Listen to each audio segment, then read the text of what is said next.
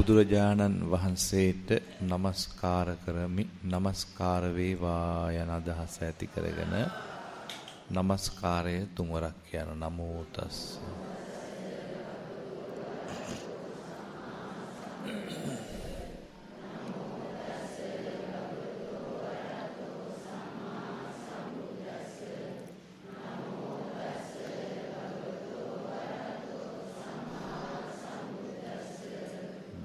බුද්ධං සරණං ගච්ඡාමි ධම්මං සරණං ගච්ඡාමි සංඝං සරණං ගච්ඡාමි ဒုတိယံ පි බුද්ධං සරණං ගච්ඡාමි द्वितीयम्पि धम्मं शरणं गच्छामि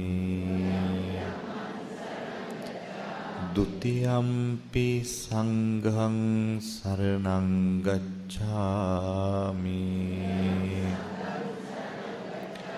तृतीयम्पि बुद्धं शरणं गच्छामि තතියම්පි ධම්මං සරණං ගච්ඡාමි තතියම්පි සංඝං සරණං ගච්ඡාමි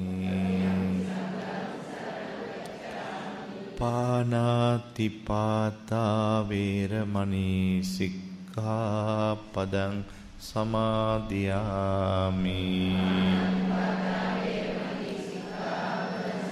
අදින්නාදානා වේරමණී සික්ඛාපදං සමාදියාමි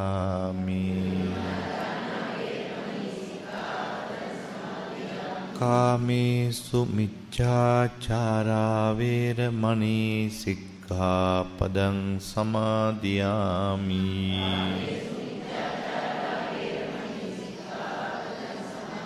මුසාවාදා වේරමණී සික්ඛාපදං සමාදියාමි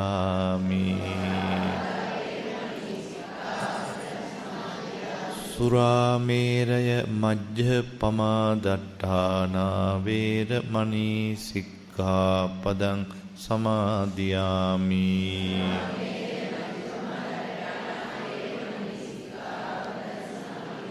මේ තිසරණ සහිත වූ පංචශීලය සියලු දුක් කරදර දුරු වීම පිණිසම නිවන් සුවය අවබෝධය පිණිසම හේතු වේවා වාසනාව වේවා සාදු සාදු සාදු. අපි දෙවියන්ටත් ආරාධනා කරමු. සමන්ත චක්කවාලේසු අත්‍රා ගච්ඡන්තු දේවතා සද්ධම්මං මුනි රාජස්ස සුනන්තු සග්ග මොක්ඛදං ධම්මස්සවන කාලෝ අයං භදන්තා ධම්මස්සවන කාලෝ අයං භදන්තා ධම්මස්සවන කාලෝ අයං භදන්තා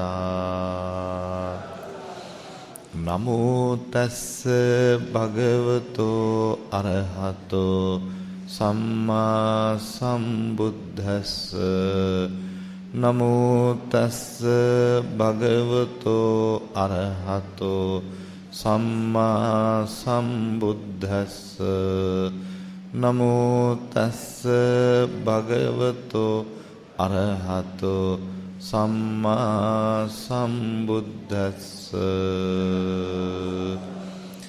ඒකායනෝ අයං භික්ඛවේ සත්තානං විසුද්ධියා සෝක පරිද්දවානං සමතික්කමාය දුක්ඛ දෝමනස්සානං අත්තංගමාය ඥායස්ස අධිගමාය නිබ්බානස්ස සච්චි කිරියාය යදිදං චත්තාරෝ සතිපට්ඨානාති.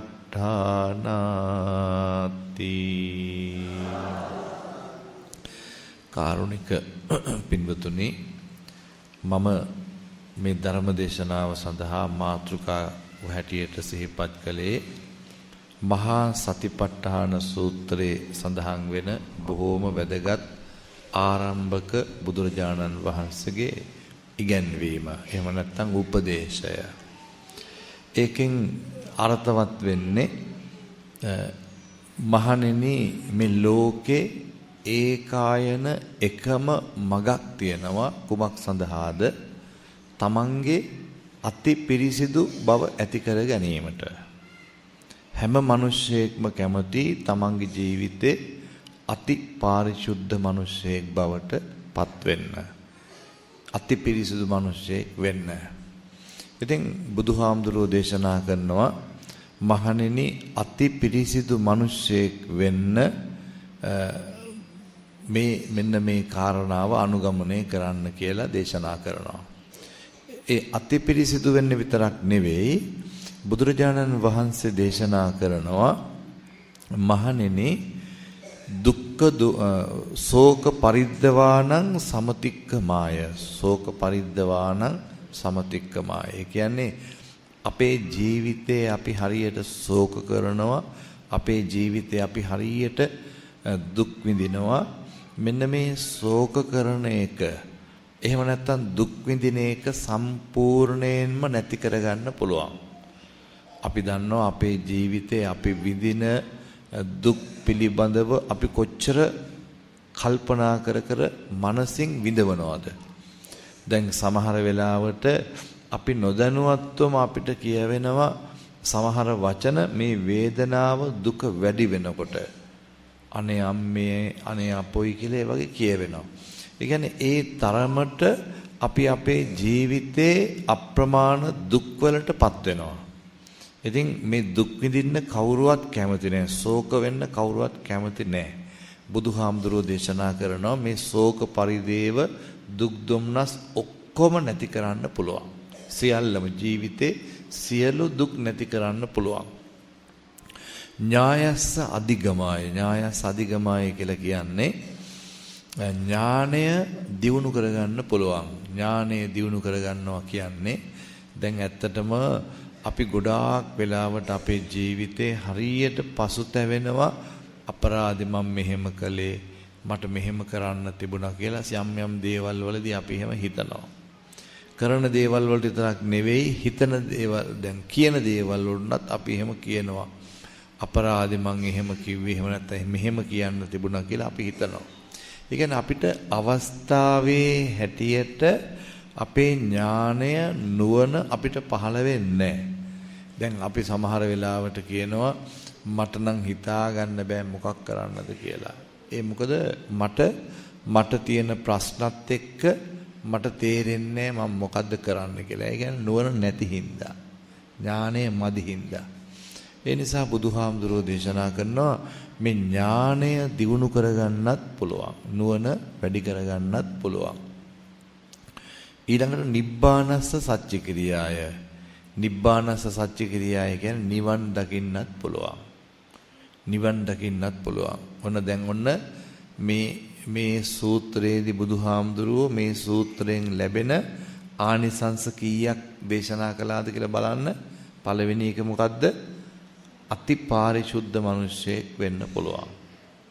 ශෝක පරිදේව නැති කරගන්න පුළුවන්. දුක් දුම්නස් නැති කරගන්න පුළුවන්. ඥානය දියුණු කරගන්න පුළුවන්. නිවන් දකින්න පුළුවන්. කීයද? 5ක් තියෙනවා. මේ මොකද්ද සූත්‍රය? මොකද්ද මේ සූත්‍රය? ඇහෙන්නේ ඒත් ඇහුන්නේ මට හරියට. ඔව් මහා සතිපට්ඨාන සූත්‍රය. මහා සතිපට්ඨාන සූත්‍රයේ තියෙන්නේ දීඝනිකාය. දීඝනිකාය කියන්නේ දිග සූත්‍ර තියෙන කොටස.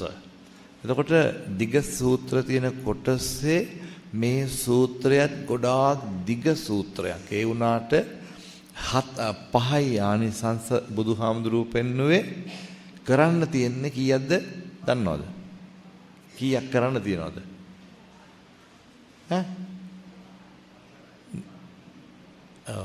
කීයක් තියනවද කරන්න?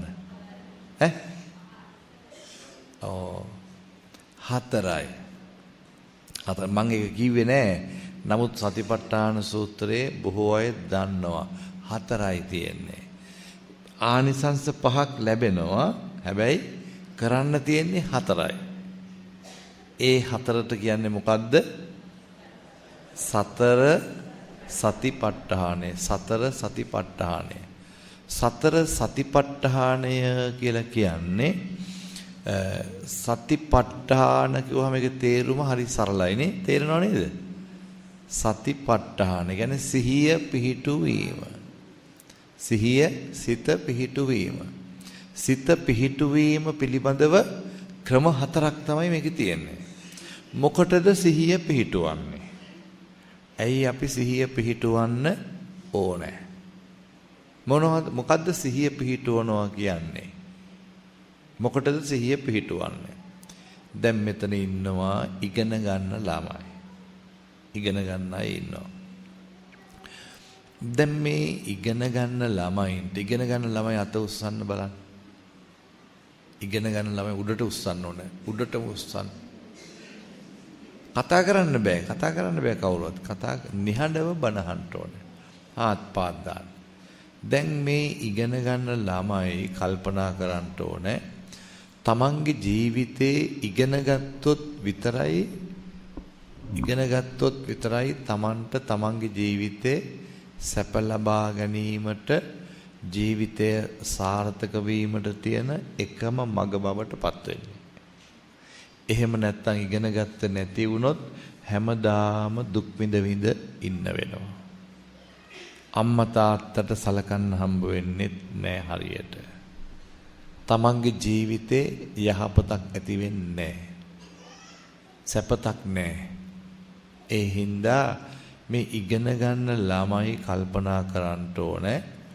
ඉගෙනීම තමයි තමන්ගේ ජීවිතේ තමන්ට ලේසියෙන්ම ජය ගන්න තියෙන සැපවත් කරගන්න තියෙන එකම මාර්ගය.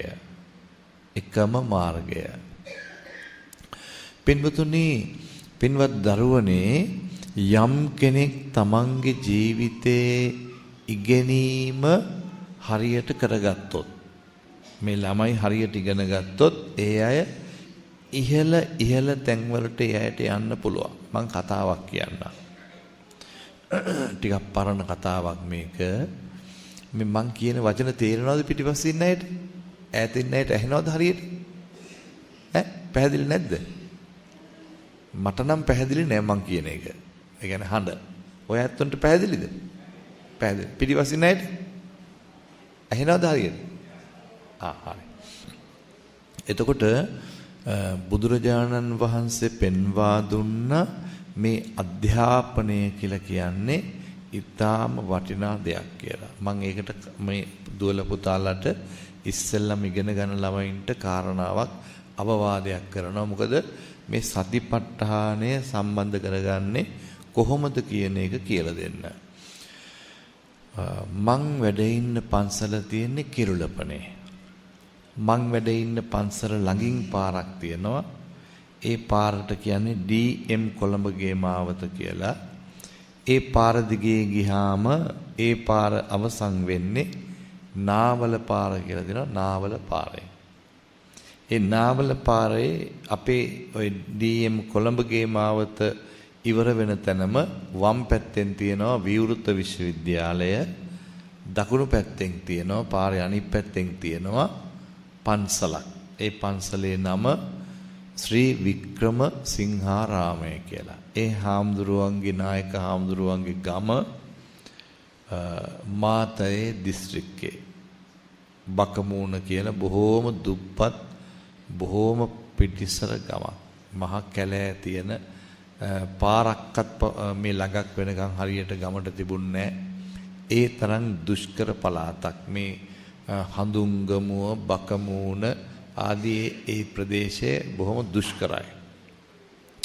නායක හාමුදුරුවෝ දවසක් මේ ගම් පැත්තට වැඩලා ගමේ අයගෙන් ඇහුවා පන්සලේ දානෙගේ ගෙනාවහම බාස්කට් එක හොදලා තියන්න අතු ගන්න ළමයි කවුරුවත් නැහැ ඇබිත්තෙක් නැහැ කවුරුවත් මේ ගමේ ඉන්නවද එහෙම මට එක්කරගෙන යන්න ළමෙක් කියලා.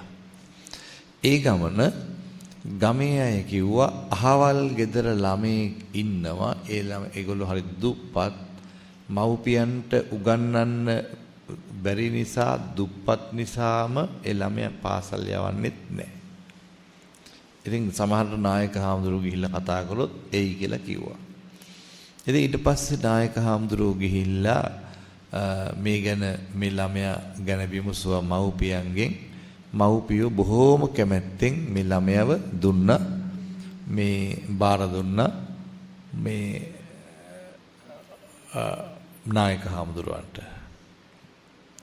එතකොට නායක හාමුදුරුවන්ට බාර දුන්නාම නායක හාමුදුරුවෝ අරගෙන ඇවිදින්න මේ ළමයාව දැම්මා මේ ගෙදර පන්සලේ පුරුදු කළා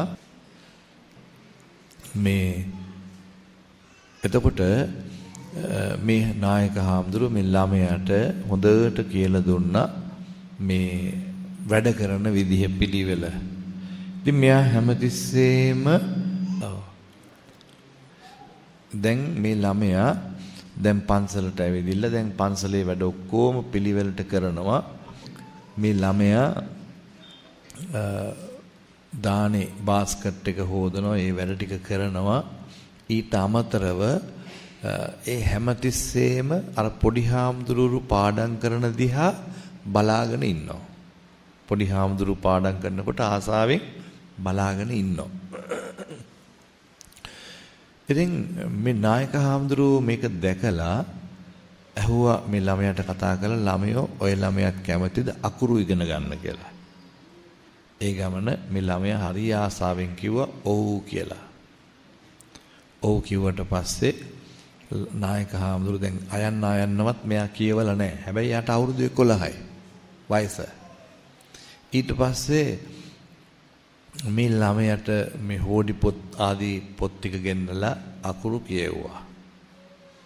හරිම පුදුමයි මේ ළමයා හරි වේගෙන් කියා දෙන එක පොදට පාඩම් කරනවා. දැන් අර පොඩි හාමුදුරුවන්ටත් වඩා දක්ෂයි. හොඳට මතක හිටිනවා.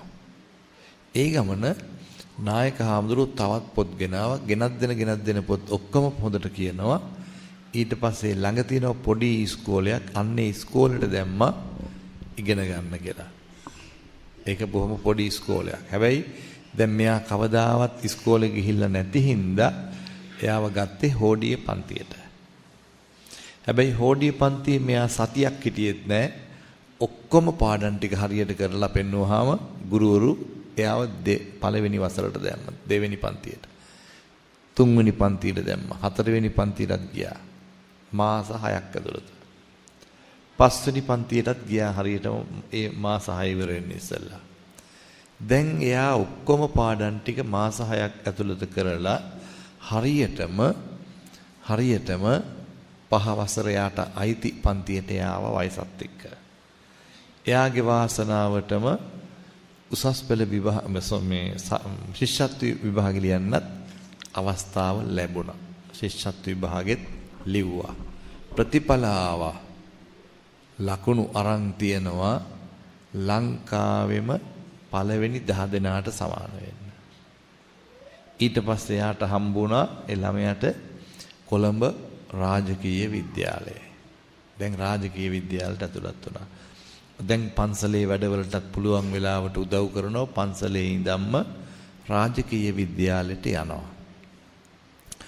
දැන් සාමාන්‍ය පෙළ විභාගෙ ලිව්වා සියලුම විෂයන් වලට උසස්ම ප්‍රතිඵල. ඊට පස්සේ උසස් පෙළ ලිව්වා ඉහළම ප්‍රතිඵල. ශ්‍රී ජයවර්ධනපුර විශ්වවිද්‍යාලයට ඇතුළත් වුණා. කළමනාකරණ උපාධියක් ගත්තා. ඊට පස්සේ රාජ්‍ය සේවයට බැඳුණා. පරිපාලන සේවයට. අන්තිමටම නතර වුණේ මහා බැංකුවේ අධිපති වෙලා. මහා බැංකුවේ අධිපති වුණා. ඔය ටිකක් පැරණි සල්ලි කොලවල තියෙනවා නමක් බලන්න අස්සම් කරලා මහා බැංකුවේ අධිපති කියලා පී.බී. දිසානායක කියලා අස්සම් කරලා තියෙනවා. ඒ පී.බී. දිසානායක කියන්නේ අන්‍යයා. ඉතින් ඒ නිසා මම මේ දුවල පුතාලට කියන්නේ තමන්ගේ හිත පොතපතටම යොදාගෙන අධ්‍යාපනයටම යොමු කරගත්තොත් මේ ළමයින්ට ඉහළට යන්න පුළුවන්. තමන්ගේ ජීවිතේ දියුණුව සලසා ගන්න පුළුවන්. ඒ හින්දා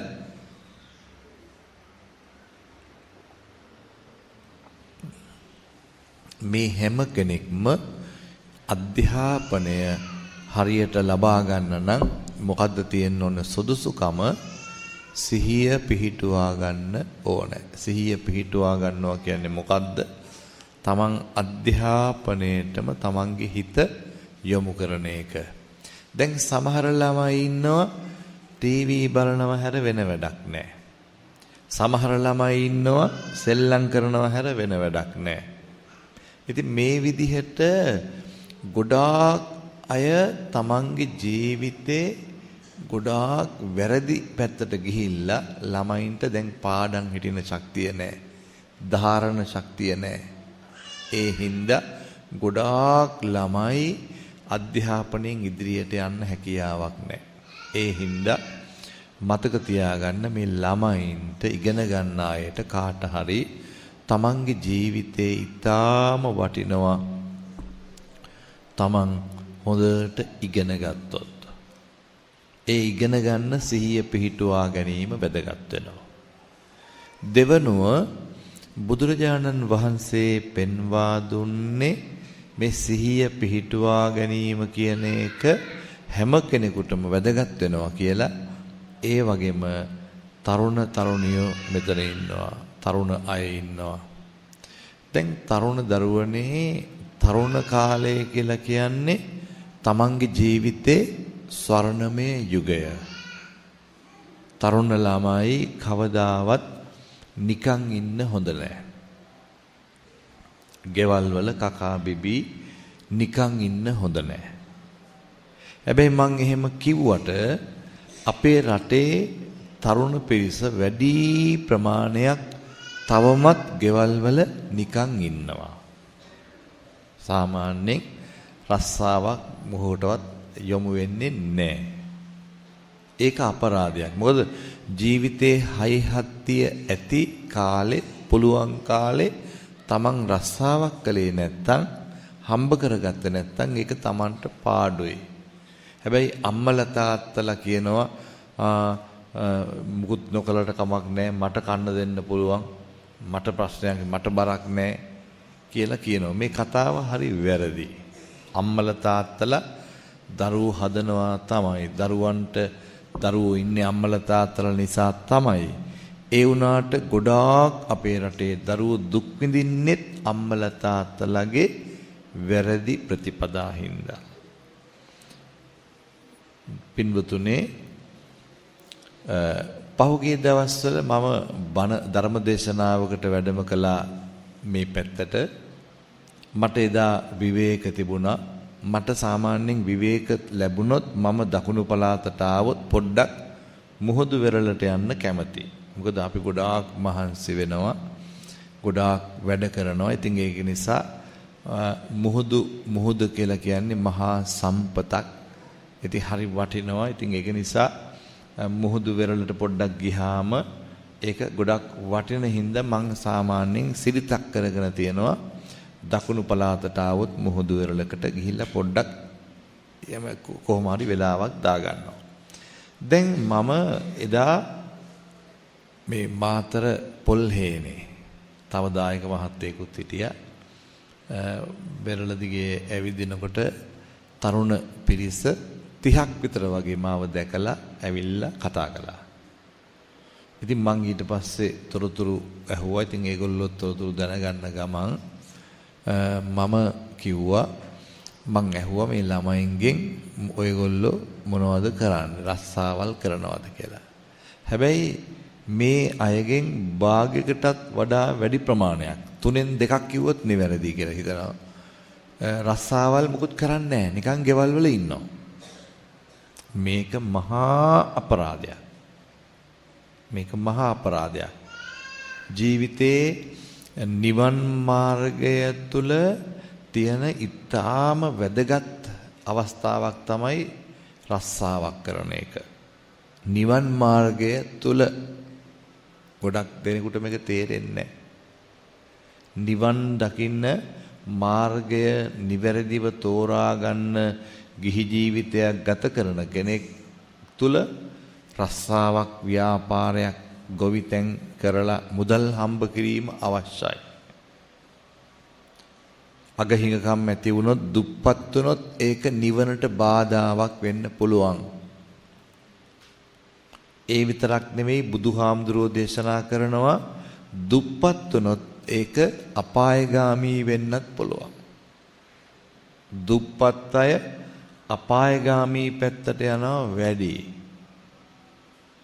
පෝසත් අය නිවන් පැත්තට බර වෙනවා වැඩි. ඒක තමයි යථාර්ථය. එහෙම වෙන්න පුළුවන්. ඉතින් මම මේ දරුවන්ට ඔක්කොටම රස්සාවල් කරන්න නැති ඇයට මං රස්සාවක් කරන එකේ වටිනාකම කියලා දීලා මං ඉතින් ගොඩාක් විස්තර කරලා මං අන්තිමටම කිව්වා මං දැන් කලක් තිස්සේ ඉඳන් වැඩසටහනක් කරගෙන යනවා මේ තරුණ ළමයි රස්සාවල් කරන්න නැති අයට කොළඹ අපේ ඔය දායකවරු ඉන්නවනේ ව්‍යාපාරික වගේ අය නවලෝක වගේ. ඉතින් ඒ වගේ තැන් වලට කතා කරලා රස්සාවල් වලට මම දානවා. ඉතින් මම ඒ නිසා මේ ළමයින්ට කිව්වා රස්සාවල් නැති සියලුම දෙනා ග්‍රාම සේවක සහතිකයේ උප්පැන්න සහතිකය අධ්‍යාපන සහතික තියෙනවා නම් ඒවා පන්සලේ හාමුදුරුවන්ගේ චරිත සහතිකයක් අරගෙන එන්න කියලා මේ කොළඹට.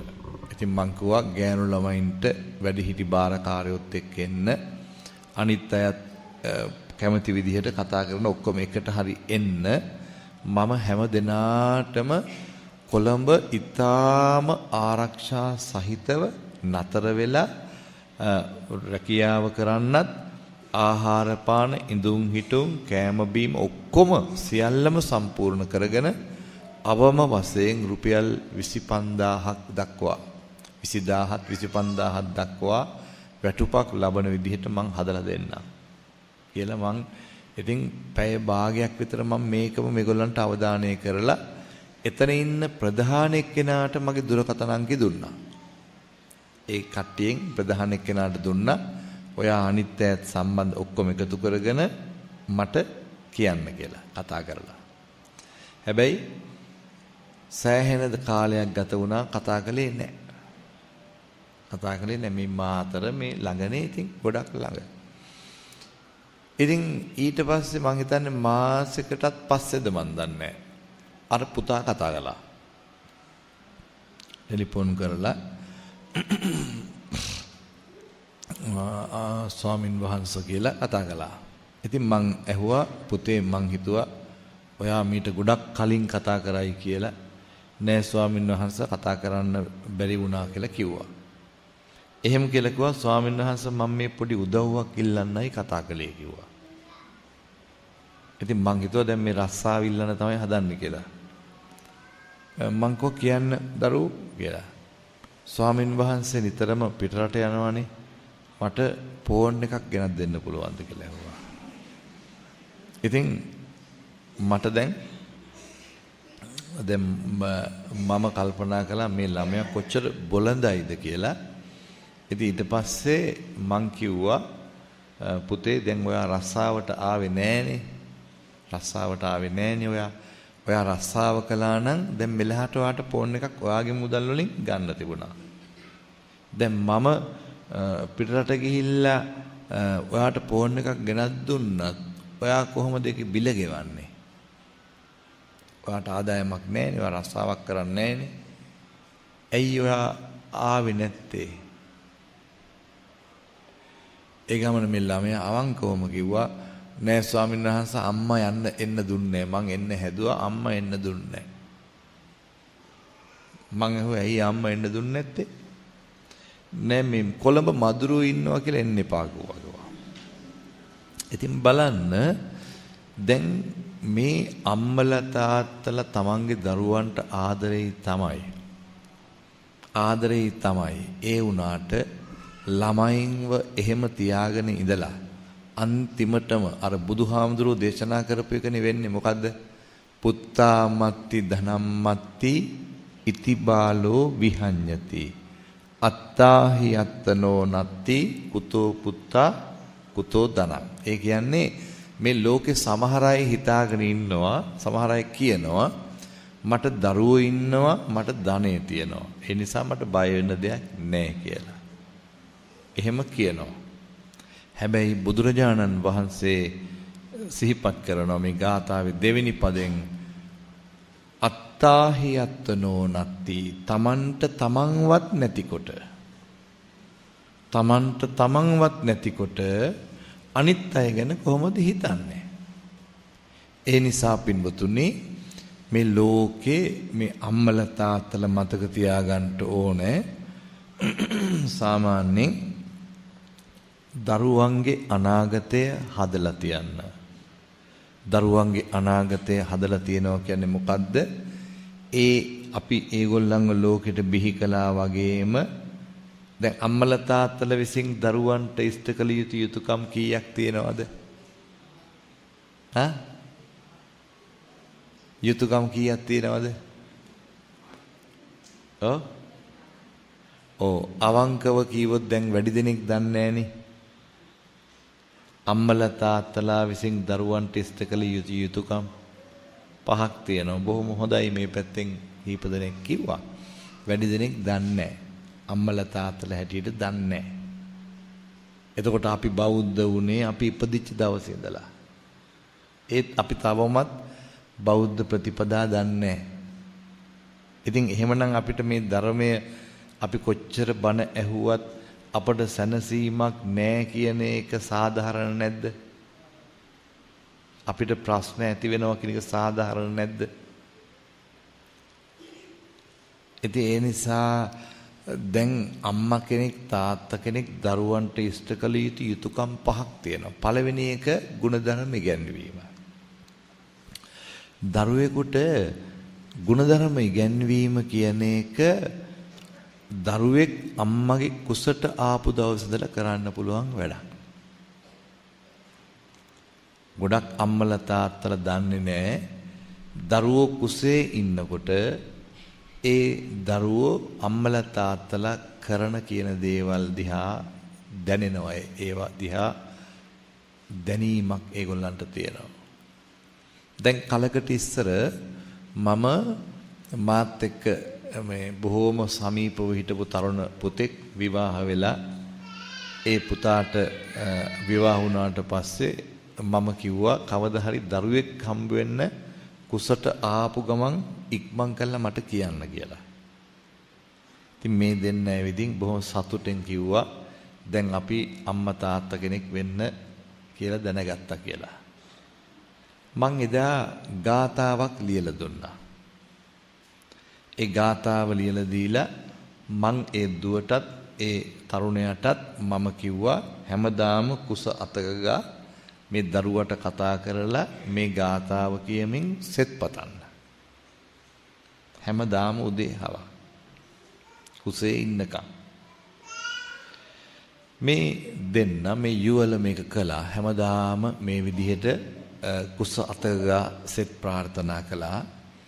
දැන් මේ ළමයා ඉපදිලා අවුරුදු කීපයක් 4ක් විතර ගත වෙද්දි එක දවසක් මම මේ ගාථාව කියනකොට එක පාටම ඇහිලා මන් ළඟට ඇවිදින් මයි කකුල අල්ලගෙන මං දිහා බලාගෙන ළමයා මේක කියන්න පටන් ගත්තා.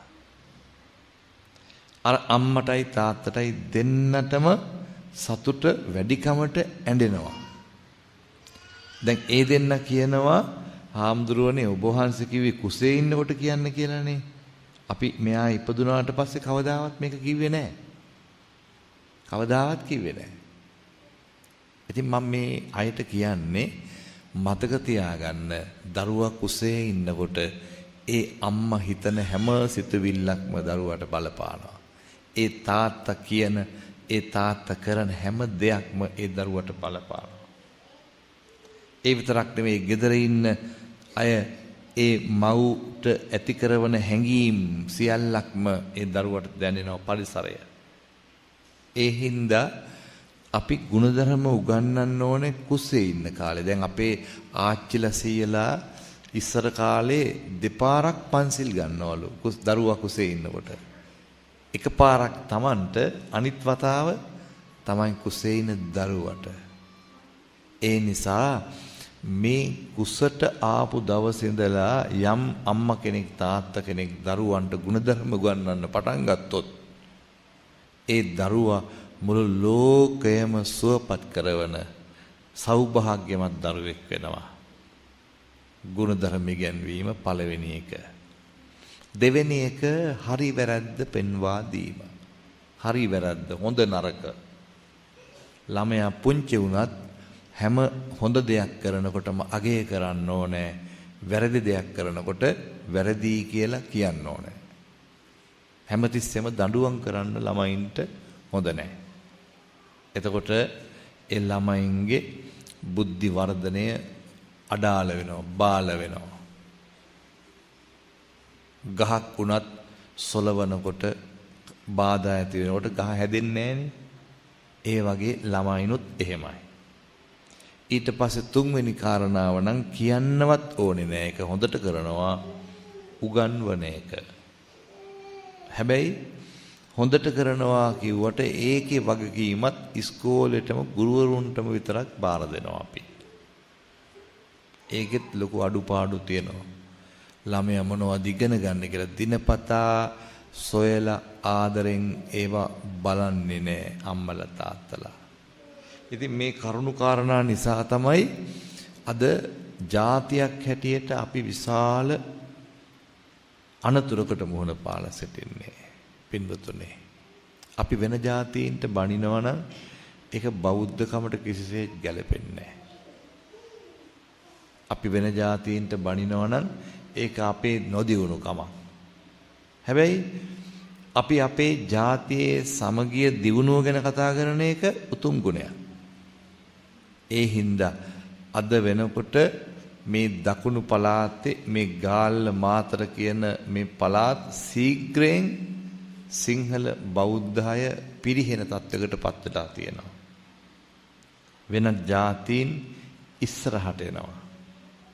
එහෙම වෙනකොට මොකද්ද වෙන්නේ? අනාගතේ මේ දරුවන්ගේ දරුවන්ට මේ රටේ නිදහසේ ජීවත් වෙන්න බැරි වෙයි. ඒ හින්දා ඒකට තියෙන එකම වගකීම මොකද්ද? ළමයි ගුණධර්ම ඇතිව අධ්‍යාපනයේ දීලා නිවැරදිව හදන එක සහ තමන් උත්සාහයෙන් වැඩ කරන එක. ඉතින් ඒ නිසා මම මේ කිව්වේ ළමයි තරුණ වයසටපත් වෙනකොට ඉගෙනගෙන ඉවර වෙනකොට අනිවාර්යයෙන්ම මේ ළමයින්ට රැකිරක්ෂා ව්‍යාපාර කරන්න අපි යොදවන්න ඕනේ. ඒගොල්ලන්ට මන්ත්‍රයක් වගේ ජප කරලා හරි මොනවා හරි රස්සාවක් කරන්න යොදවන්න ඕනේ. එක දවසක්වත් නිකං කකා බිබී ඉන්න පුරුදු කරන්න හොඳ නැහැ. ඒක ඒ ළමයින්ට අවඩක් වෙනවා, තරුණ ළමයින්ට. මේ ලෝකේ ගත්තාම අපේ රටේ තමයි මේ විදිහට වැඩිම පිරිසක් නිකං ඉන්නේ ගෙවල් වල. නිකං ඉන්නෙත් හොඳම සවි ශක්තිය තියන අය. සවි ශක්තිය තියෙන හොඳම කට්ටිය නිකන් ඉන්නවා ගෙවල් වල කකා බිබී නිකන් ඉන්නවා. දැන් ඔය දියුණු රටවල් වල ඉගෙන ගන්න කාලෙත් රස්සාවල් කරන්න ඕනේ. ඉගෙන ගන්න කාලෙත්. දැන් ඇමරිකාවේ, ජපානයේ ඔය හැම රටකම ඉගෙන ගන්න කාලෙත් රස්සාවල් වලට යන්න ඕනේ. සාමාන්‍ය පෙළ විභාගෙ ලියද්දි, උසස් පෙළ විභාගෙ ලියද්දි part time job එකක් කරන්න ඕනේ. කරලා ඒගොල්ලන්ගේ මුදල් යම් ප්‍රමාණයක් ඒගොල්ලෝ හොයා ගන්න ඕනේ. මෙහි වගේ නිකන් අධ්‍යාපනය ලැබෙන්නෙත් නැහැ. ඒවටත් ගෙවන්නත් වෙනවා. ඉතින් ඒක නිසා මම කියන්නේ මේ තරුණ දරුවනේ, තරුණ ළමයින්ට තමයි මේ බුදුදහමේ නියම ආభాෂය තියෙන්නේ. ඇයි එහෙම කියන්නේ? බුදුදහමේ නියම ආభాෂය කියන්නේ මොකද්ද? දැන් බුදුහාමුදුරුවෝ කියන්නේ කවුද? සිද්ධාර්ථ කුමාරයා. සිද්ධාර්ථ කුමාරයා කියන්නේ කවුද? සුද්ධෝදන රජුරුවන්ගේ පුතා. රාජකුමාරයෙක්. අවුරුදු 29යි. අවුරුදු 29ක් වයස රාජකුමාරයෙක් මාලිගාවෙන් එළියට බැහැලා හොයාගත්ත දහමක්. එතකොට තරුණයෙක් සොයාගත්ත දහමක්. මේකේ තරුණ ආభాෂය, තරුණයන්ට උරුමයක් තියෙනවා. ඊළඟ ඉස්සෙල්ලාම බණ ඇහුවේ කවුද? කොණ්ඩඤ්ඤ වප්පබද්දී මහා නාමස්සජී පස්වග මහණුන් තරුණයෝ 5 දෙනෙක්. ඊළඟට බද්දවග්ගිය කුමාරවරු බුදුහාමුදුරු ළඟට ආවේ. කුමාරවරු 30යි, කුමාරිකාවෝ 29යි.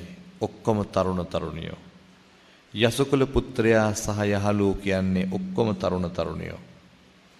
ඊළඟට බුදුහාමුදුරුවන්ගේ ශාසනයේ අග්‍ර ශ්‍රාවක තනතුරු දරුවේ සරියුත් බුගලන් දෙනම කියන්නේ කෝලිත උපතිස්ස කියන තරුණියෝ දෙන්නෙක්. ඒ දෙන්න නිතරම සැනකෙලි සංදර්ශන නරඹමින් බොහොම විනෝදකාමී ජීවිතයක් ගත කරව මේ තරුණයෝ හැමදාම ඒ විනෝදයේ සතුට තියෙන්නේ කොහොමද කියලා හොයන්න ගිය ගමනේදී තමයි බුදුරජාණන් වහන්සේ හම්බ වුණේ.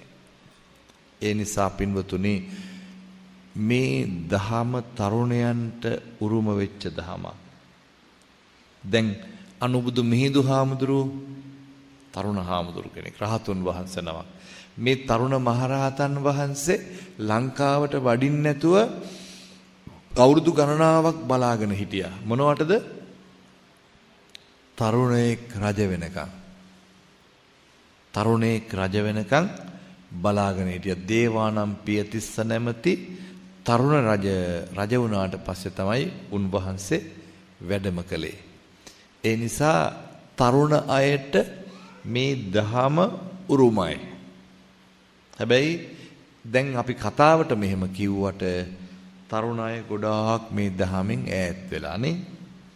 දැන් මෙතන බණ අහන අය අතරේ බැලුවත් තරුණ තරුණියන්ට වඩා වැඩි ප්‍රමාණයක් ඉන්නේ වයසක අය. ඇයි ඒ? එහෙම වෙන්නේ මොකද? හේතුව මොකක් කියලා හිතන්න.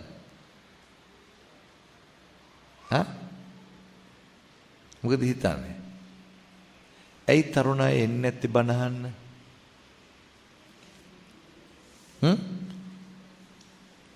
තරුණ අය එන්නේ නැති හේතුව හොඳට මේක අහගන්න. වැඩිහිටි අපි විසින් තරුණ අයව මේ දහම වැරදියට කියලා බය කරලා තියෙනවා. බය කරලා තියෙනවා. ඒගොල්ලෝ ධර්මයට බයයි. කාරණා දෙකක් ගමු අපි. එකක් තමයි ගොඩක් අය කියනවා මේ බුද්ධ ආගමේ ඉලක්කය මොකද්ද? ඉලක්කය මොකද්ද බුදුදහමේ? නිවන් දැකීම. නිවන් දකින්නවා කියන්නේ මොකද්ද? සසරින් ඉක්ොඩ වෙනවා කියන්නේ මොකද්ද?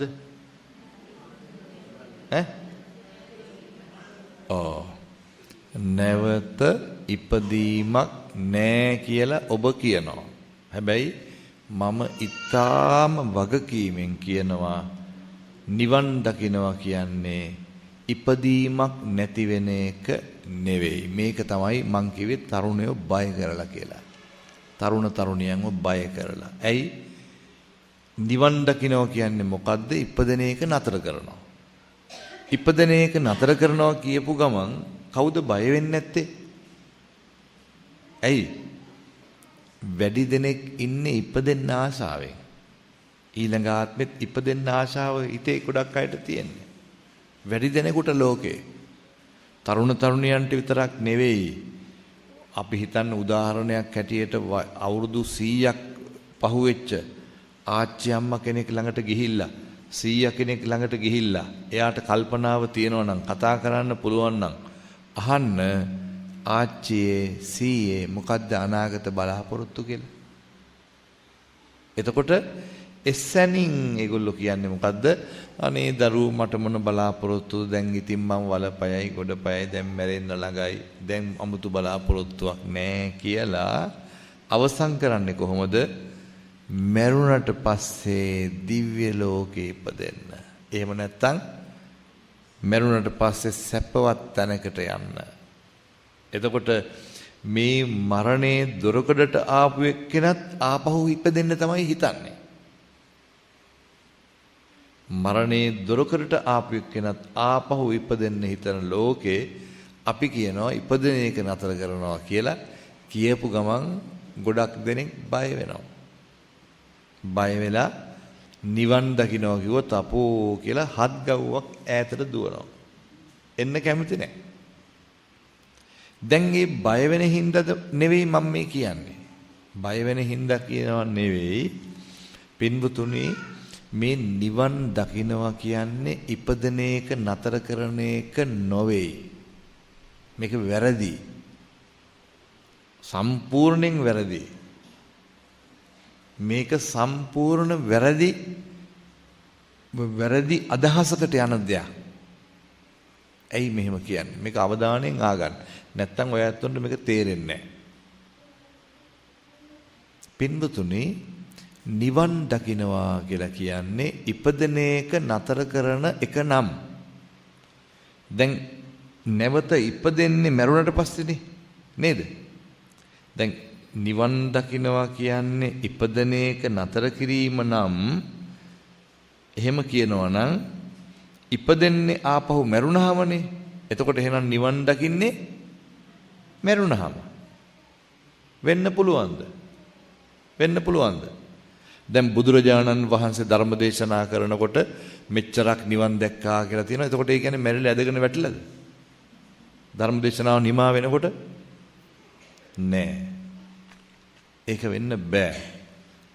ඇත්තම කියන්නේ දරුවනේ මට ඊටාම අවංකව කියන්න පුළුවන් මගේ හිත තුළ අල්ප මාත්‍රයකටවත් නෑ අදහසක් ඉපදෙන එක නතර කරන්න කියලා.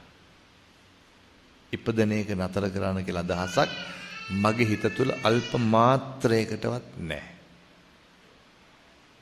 මං මෙච්චර බණ ඉගෙන ගත්ත ප්‍රගුණ කළා බණ දේශනා කරනවා අල්ප මාත්‍රයකවත් මගේ හිතේ නෑ අදහසක් ඉපදෙන්න ඕන කියලා.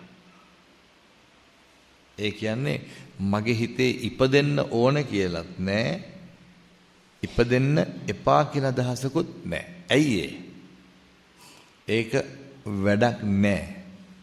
වැඩක් තියෙන්නේ මොකද්ද? ඉපදිච්ච ආත්මය. ඉපදිච්ච ආත්මය තියෙද්දි ඉපදිලා ඉඳද්දි ආයි නැවත ඉපදෙනවද නැද්ද කියන එක මොන අහවල් දෙයකටද අපි තවත් බරක් ඔලුවට දාගන්නේ? අපි ඉපදිලා ඉන්නවනේ. ඒ නිසා ඉපදෙන්නේ නැති වුණා කියලා අපේ මොන ප්‍රශ්නේද විසඳෙන්නේ? අපි බලාපොරොත්තු වෙන දේ හරියනවද? අපිට මොකක්ද එකෙන් ලැබෙන ලාභය? ආයි ඉපදුනා කියලා හරි ඉපදුන් නැති වුණා කියලා හරි අපිට දැන් ලැබෙන මේ ජීවිතේට ලැබෙන ලාභයක් නැහැනේ. ඒ නිසා මතක තියාගන්න ඉපදිච්ච ආත්මය තුල සැපවත් වීමයි වැදගත් වෙන්නේ. බුදුරජාණන් වහන්සේ දේශනා කළේ මේ ඉපදිච්ච ආත්මය සැපවත් කර ගැනීම. ඒ ඉපදිච්ච ආත්මය සැපවත් කර ගැනීමට දැන් අර අපි සතිපට්ඨාන සූත්‍රයේ අපිට කීයක් ලැබෙනවද ආනිසංස? 5ක්. මේ 5ම ලැබෙන්නේ ජීවත් වෙනකොට මිසක් මැරුණාම නෙවෙයි. මැරුණාම නෙවෙයි. මගේ නම් අදහස මැරුණට පස්සේ ඇති තඹ දොයිතුවකවත් ඇති වැඩක් නැහැ සැප ලබලා දැන් අපිට. දැන් අපිට නැත්තම් මේ ජීවිතේ නැති සැපතක් පරලව ලැබිලා වැඩක් නැහැ. බුදුහාමුදුරුවන්ගේ දේශනාව අනුවත් තියෙන්නේ කොහොමද? ඉද නන්දති පෙච්ච නන්දති. මෙලව සතුටු වෙන එක්කෙනා තමයි පරලොව සතුටු වෙන්නේ. මෙලව දුක් විඳින එක්කෙනා පරලොව දුක් විඳිනවා. එහෙනම් අපි මෙලව ජීවිතේ අපිට අප්‍රමාණ ප්‍රශ්න දුක් තියෙනවා. ඒව නැති කෙනෙක් ඉන්නවද මෙතන? දුක් ප්‍රශ්න නැති කෙනෙක්? හැම කෙනෙකුටම ප්‍රශ්න තියෙනවා, දුක් තියෙනවා. ඒවා එකක්වත් විසඳෙන්නේ නැතුව, ඒවාට විසඳුමක් නැතුව, ඒවායෙන් අපි විඳවා, ඒවායෙන් අපි පෙළෙන ගමන් අපි ලබනාත්මයක් ගැන හිතනවා. ඒක සාර්ථක නැහැ. ඔන්න තරුණ ළමයි අපෙන් ඈත් වෙන්න හේතු වෙච්ච කාරණාවක් සහ අපිත් නිකන් වැරදි තැනකට ගියා උකේ. ඒ නිසා මම කියන්නේ ඉපදෙන එක නතර කිරීම නොවේයි නිවන් දකින්නවා කියන්නේ. නිවන් දකින්නවා කියන්නේ දස සංයෝජන ධර්ම අපේ මනස තුලින් ඈත් වීම. දැන් ඒකත් තේරෙන්නේ නැහනේ. ඒක ඊට එහානේ කියලා හිතෙන්න පුළුවන් කෙනෙකුට. ඇයි දැන් මේ වචන මේවට බය වෙනවනේ අපි. මොනවද මේ දස සංයෝජන? දැන් අරක එකයි ඉපදෙන එක හරි නැති වෙන එක. දැන් 10ක් කිව්වා මේ හාමුදුරුවෝ කියලා හිතනවනේ. මේක සරලව කිව්වොත් එහෙම දැන් සාමාන්‍යයෙන් අපි දන්නවනේ කෙලෙස් කියලා කියන්නේ මොනවද කියලා. කෙලෙස් කියලා කියන්නේ සරල වචනෙන් කිව්වොත් කෙලෙස් කියන්නේ තුවාල. කෙලෙස් කියන්නේ තුවාල. දැන් තුවාලයක් තියෙනවා නම් වේදනාවක් තියෙනවමනේ. අපහසුයක් තියෙනවමයි. ඒ වගේ කෙලෙස් කියලා කියන්නේ සිතේ හැදෙන තුවාල. එතකොට දස සංයෝජන කියන්නේ 10ක් කියලා කියන්නේ මොනවද? මේ තුවාල 10ක්. එකක් නෙවෙයි, දෙකක් නෙවෙයි. අපි හැම දෙනාගේම මනස තුල තුවාල 10ක් තියෙනවා. මෙන්න මේවා සුවපත් කිරීම තමයි නිවන් දකින්නවා කියන්නේ. එතකොට මනස තුල ඇති වෙන දියුණුවක්. ඒක මැරිච්ච කෙනෙකුට ලබන්න බෑ. මැරුණොත් නිවන් දකින්න බෑ. මැරුණොත් නිවන් යන්න බෑ. මැරුණොත් නිවන් යන්න බැරි නම් ඇයි අපි මැරෙන අයට නිවන් සැප ලැබේවා කියන්නේ? එහෙම කියනව නේද? මැරෙන එක්කෙනාට අපි කියන්නේ මොකද්ද? නිවන් සැප ලැබේවා. ඉතින් ඒ නිසාම දැන් අපි හිතාගෙන ඉන්නේ මැරිලා තමයි නිවන් යන්නේ. ඇත්තම කතාව මේ ධර්මයේ යථාර්ථයේ තේරුම් ගත්තාම දරුවනේ මැරුණොත් නිවන් යන්න බෑ. මැරුණොත් එයා නිවන් යන්න නම් නිවන් දකින්න නම් නැවත ඉපදෙන්න ඕන. නිවන් දකින්න පුළුවන් ඉපදිලා ඉන්න කෙනෙක් විතරයි. නිවන් දකින්න පුළුවන් ඉපදිලා ඉන්න කෙනෙකුට විතරයි. එහෙනම් අපි මොකටද මැරෙන අයට නිවන් සැප ලැබේවා කියන්නේ? ඒක ප්‍රාර්ථනාවක්. ප්‍රාර්ථනා තියෙන්නේ අපි ප්‍රාර්ථනාවක්. ඒ කියන්නේ අපිත් එක්ක හිටපු කෙනෙකුට ඊට වඩා ප්‍රාර්ථනාවක් අපිට නැහැ කරන්න. මොකද නිවන කියන්නේ අති උත්තරීතරම සැපත. ඒ නිසා ඒ සැපත ලැබෙන්න කියලා අපි ප්‍රාර්ථනා කරනවා. කවදා හරි ලැබෙන්න කියලා. එතකොට එයා ඒ සැපත ලබන්න නම් ආයි ඉපදෙන්න ඕනේ. ඉපදිලා ඕනේ ඒ සැපත ලබා ගන්න. හැබැයි අපි ප්‍රාර්ථනා කළ පමණින් ලැබෙන්නේ නැහැ. නමුත් අර එයාට යහපතක් වෙන්න ඕන නිසා අපි එහෙම ප්‍රාර්ථනා කරනවා. පින්වතුනි ඊළඟට දැන් පැහැදිලි නේද? එතකොට දැන් තව ප්‍රශ්නයක් මතුවනවද උතන? තියනවද? ඈ? දැන් මේ ඉපදීම නතර කිරීම පිළිබඳව ප්‍රශ්නයක් තියනවද? නෑ? දැන් එහෙනම් මොකටද මෙච්චර කාලයක් දැන් ඔය ඇත්තොත් දැනුත් කිව්වනේ මේ ඉපදෙන එක නතර කරන එක කියලා හිත නිවන් දකින්නවා කිව්වහම. ඇයි එහෙම කිව්වේ? ඇහුන්නේ නැහැ. වැරදි අවබෝධයක්. හැබැයි වැරදි අවබෝධෙත් එන්නේ පොඩි මොකක් හරි හේතුවකුත් කොහෙන් හරි ගෑවිච්ච නිසා. දැන් අර අපේ ගැමි වහරේ කතාවක් තියෙන්නේ දුමක් නැතුව මේ ගින්නක් නැතුව දුමක් ඇති වෙන්නේ නැහැ කියලා. ඒ වගේ මේ කතාවත් මේකෙත් පොඩි වෙන වටයක් තියෙනවා. වෙන දෙයක් තියෙනවා. මොකද්ද? නිවන් දැකපු උතුමන් වහන්සේලා. නිවන් දැකපු. දැන් දෙවෙනි පියවරක් මේ කියන්නේ. නිවන් දැක්කට පස්සේ දෙයක් ගැන මේ කියන්නේ. නිවන් දැකපු උතුමන් වහන්සේලා නැවත ඉපදීමකට යන්නේ නැහැ.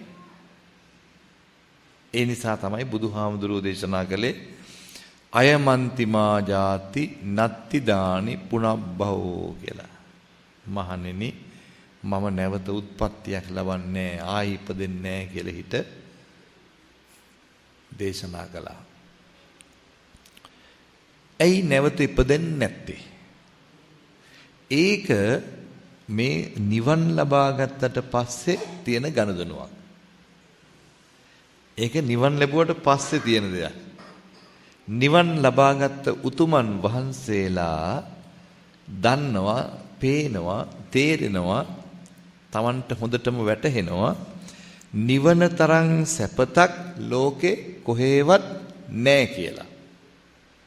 නිවන තරම් සුවයක් ලෝක ධාතුව තුළ කොහෙවත් නැහැ. දිව්‍ය ලෝකෙත් නැහැ, බ්‍රහ්ම ලෝකෙත් නැහැ, මනුෂ්‍ය ලෝකෙත් නැහැ, සක්විති රජකම තුලත් නැහැ. දැන් මහා සැපතක් තියෙන එක්කෙනෙක් පුංචි සැපතක් ලබන්න කැමති වෙන්නේ නැහැ නේ ඊට පස්සේ. දැන් මෙහෙම කියන්නම් මම ඒකට මං හිතලා කියන උදාහරණයක්. දැන් අපේ ඉලක්කය විශ්වවිද්‍යාලෙ ගිහිල්ලා උපාධියක් ගන්න එක. උපාධියක් ගන්නවා. විශ්වවිද්‍යාලෙ ගිහිල්ලා උපාධියක් ගත්තට පස්සේ ඒ උපාධිය අරගෙන ආයෙත් අපි ඉස්කෝල වලට යනවාද ඉගෙන ගන්න කියලා. අවශ්‍යද? පහේ ශිෂ්‍යත්ව ලියන්න, සාමාන්‍ය පෙළ විභාග ලියන්න කියලා ඕනද? නැහැ. එයා විශ්වවිද්‍යාලේ උපාධියක් ගත්ත එකනට ආයෙත් අලුතෙන් ඉගෙන ගන්න කිව්වොත් කැමති නේද එයා? නෑ, එයා කැමති නෑනේ.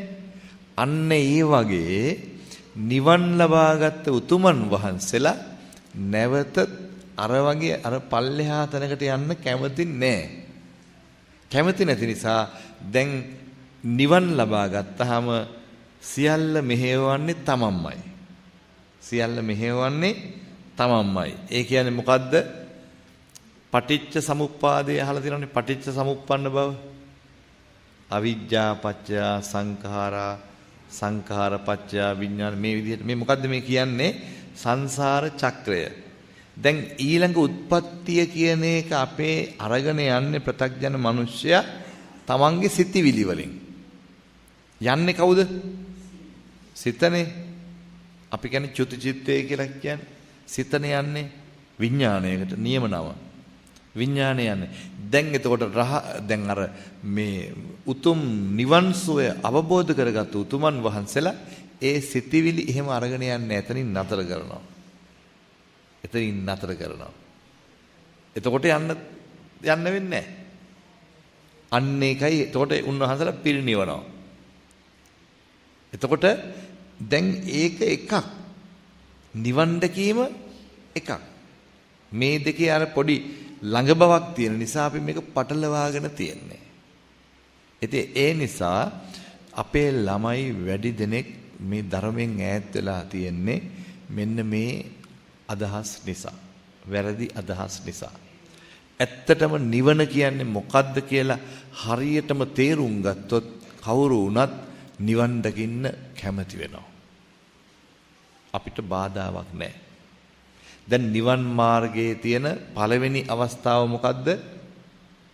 නිවන් මාර්ගයේ තියෙන පළවෙනි අවස්ථාව සෝවාන් ඵලය. සෝවාන් ඵලය. දැන් විශාකාව කවුද? විශාකාව කියන්නේ සෝවාන් වෙච්ච බුදුහාමුදුරුවන්ගේ ප්‍රධානම දායිකාව. දැන් නිවන් මාගේ පළවෙනි අවස්ථාව සම්පූර්ණ කරපු විශාකාව අවුරුදු 7න් ඇය සෝවාන් වුණේ. ඇය යුවතියක් හැටියට ප්‍රේම සම්බන්ධතාවයක් ඇති කරගත්තා. එතකොට සෝවාන් වෙච්ච ඇය ප්‍රේම සම්බන්ධතාවයක් තිබුණා. එතකොට සෝවාන් වෙච්ච ඇය විවාහ වුණා. සෝවාන් වෙච්ච ඇය දරුවෝ හැදුවා. සෝවාන් වෙච්ච ඇය ඇතිතරම් මුදල් හම්බ කළා. ඇයගේ වෘත්තිය ව්‍යාපාර, රෙදිපිලි විලාසිතා.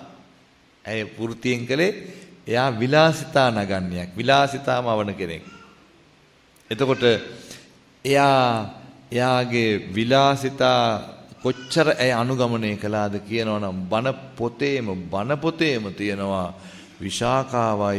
විශාකාවගේ දියණිවරුනුයි එකට ඉන්නකොට විශාකාව එක සැනින් අඳුරන්න බෑ කියලා. ඇයි? දුවලා අම්මලා ඔක්කොම එක වගේ. ඒ තරම් විශාකාව ලස්සනයි, ආනුභාව සම්පන්නයි, පුණ්‍යවන්තයි. ඒ විතරක් නෙවෙයි, දියණිවරුන්ට සමීප වෙන විලාසිතා ඇයත් ඇඳලා තියෙන්නේ. දැන් විශාකාව උපාසිකාව හැටියට එහෙනම් දුවලට වඩා වෙනස් විදිහ ඇඳුමක් ඇඳනනම් එහෙම කියන්නේ නැහනේ. අඳුර ගන්න පුළුවන්, ඇඳුමින් අඳුරන්න පුළුවන් කියලා. ඇයි? එතකොට මම මේ කියන්නේ මේ පින්වතුන්ලාට මේ බුද්ධ ආගම කියන්නේ සියල්ල අත්හැරලා දාලා යන, එහෙම නැත්නම් මොකක්වත් නැතුව හිඟන්න වෙන දහමක් නෙවෙයි. බුද්ධ ආගම කියන්නේ විශාකාව වගේ ඊටාම සුන්දර ජීවිත ගත කරන අය. සුන්දර ජීවිත ගත කරන අය. බෞද්ධ වුණාම පුළුවන් තරම් හම්බ කරන්න ඕනේ. පුළුවන් තරම් උත්සාහයෙන් හම්බ කරන්න ඕනේ. මහන්සි වෙලා. හම්බ වෙන දෙයින් සෑහීමටපත් වෙන්න ඕනේ. ඒක Tamanට අවඩක් නොවන හම්බ කිරීමක් වෙන්න ඕනේ.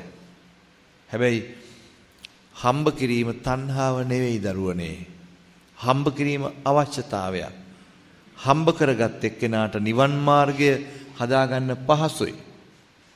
ඒ නිසා බුදුරජාණන් වහන්සේ පෙන්වා දුන්නේ මේ නිවන් සුවය දක්වාම යන ගමන් මාර්ගය තුල අපිට ඕන සියලු සැපත එතන තියෙනවා. නියම විදිහට නියම බෞද්ධයෙක් වුණොත් ඒ සියලු සැපත එතන තියෙනවා. අනිත් පැත්තෙන් අපි හැමතිස්සෙම අපේ කටේම තියෙන්නේ මොකද්ද? ඕවා අනිත්‍යයි, ඕවා දුකයි, ඒ නිසාව වැඩක් නැහැ, ඔක්කොම අතාරින්න ඕන. ඔය අදහස් තමයි. ඕකත් වැරදි විදිහටයි පාවිච්චි කරන්නේ. ඇත්ත දේ වැරදි විදිහට අපි පාවිච්චි කරන්නේ. අනිත්‍ය බව ඇත්තයි, දුක් බව ඇත්තයි. ඒත් අපි ඔක්කොම දාලා යන්න ඕනේ නැහැ. අපි දාලා යන්න ඕනේ නැහැ. දාලා යන්න වෙන වෙලාවල් තියෙනවා. ඒ වෙලාවට දාලා යන්න වෙනවා. අපි දාලා යන්න ඕනේ නැහැ.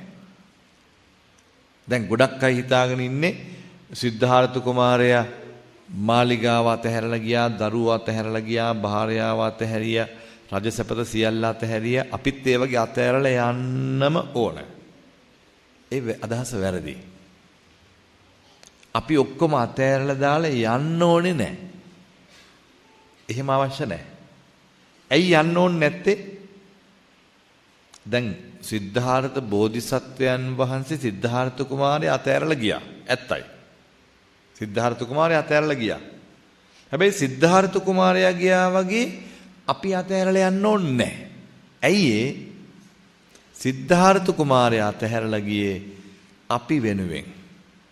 මේ ලෝකේ ධර්මයක් තිබුණේ නැහැ, නිවනක් තිබුණේ නැහැ. මේ ධර්මතාවය සොයාගන්න තමයි උන්වහන්සේ අපි වෙනුවෙන් සියල්ල අත්හැරලා කැපකිරීම කළේ. දැන් අපි අතහැරලා ගිහිල්ලා මොනවද අපිට හොයන්න තියෙන්නේ? අපිට එහෙම හොයන්න දෙයක් නැහැ. බෝධිසත්වය ඔක්කොම හොයලා දීලා තියෙන්නේ.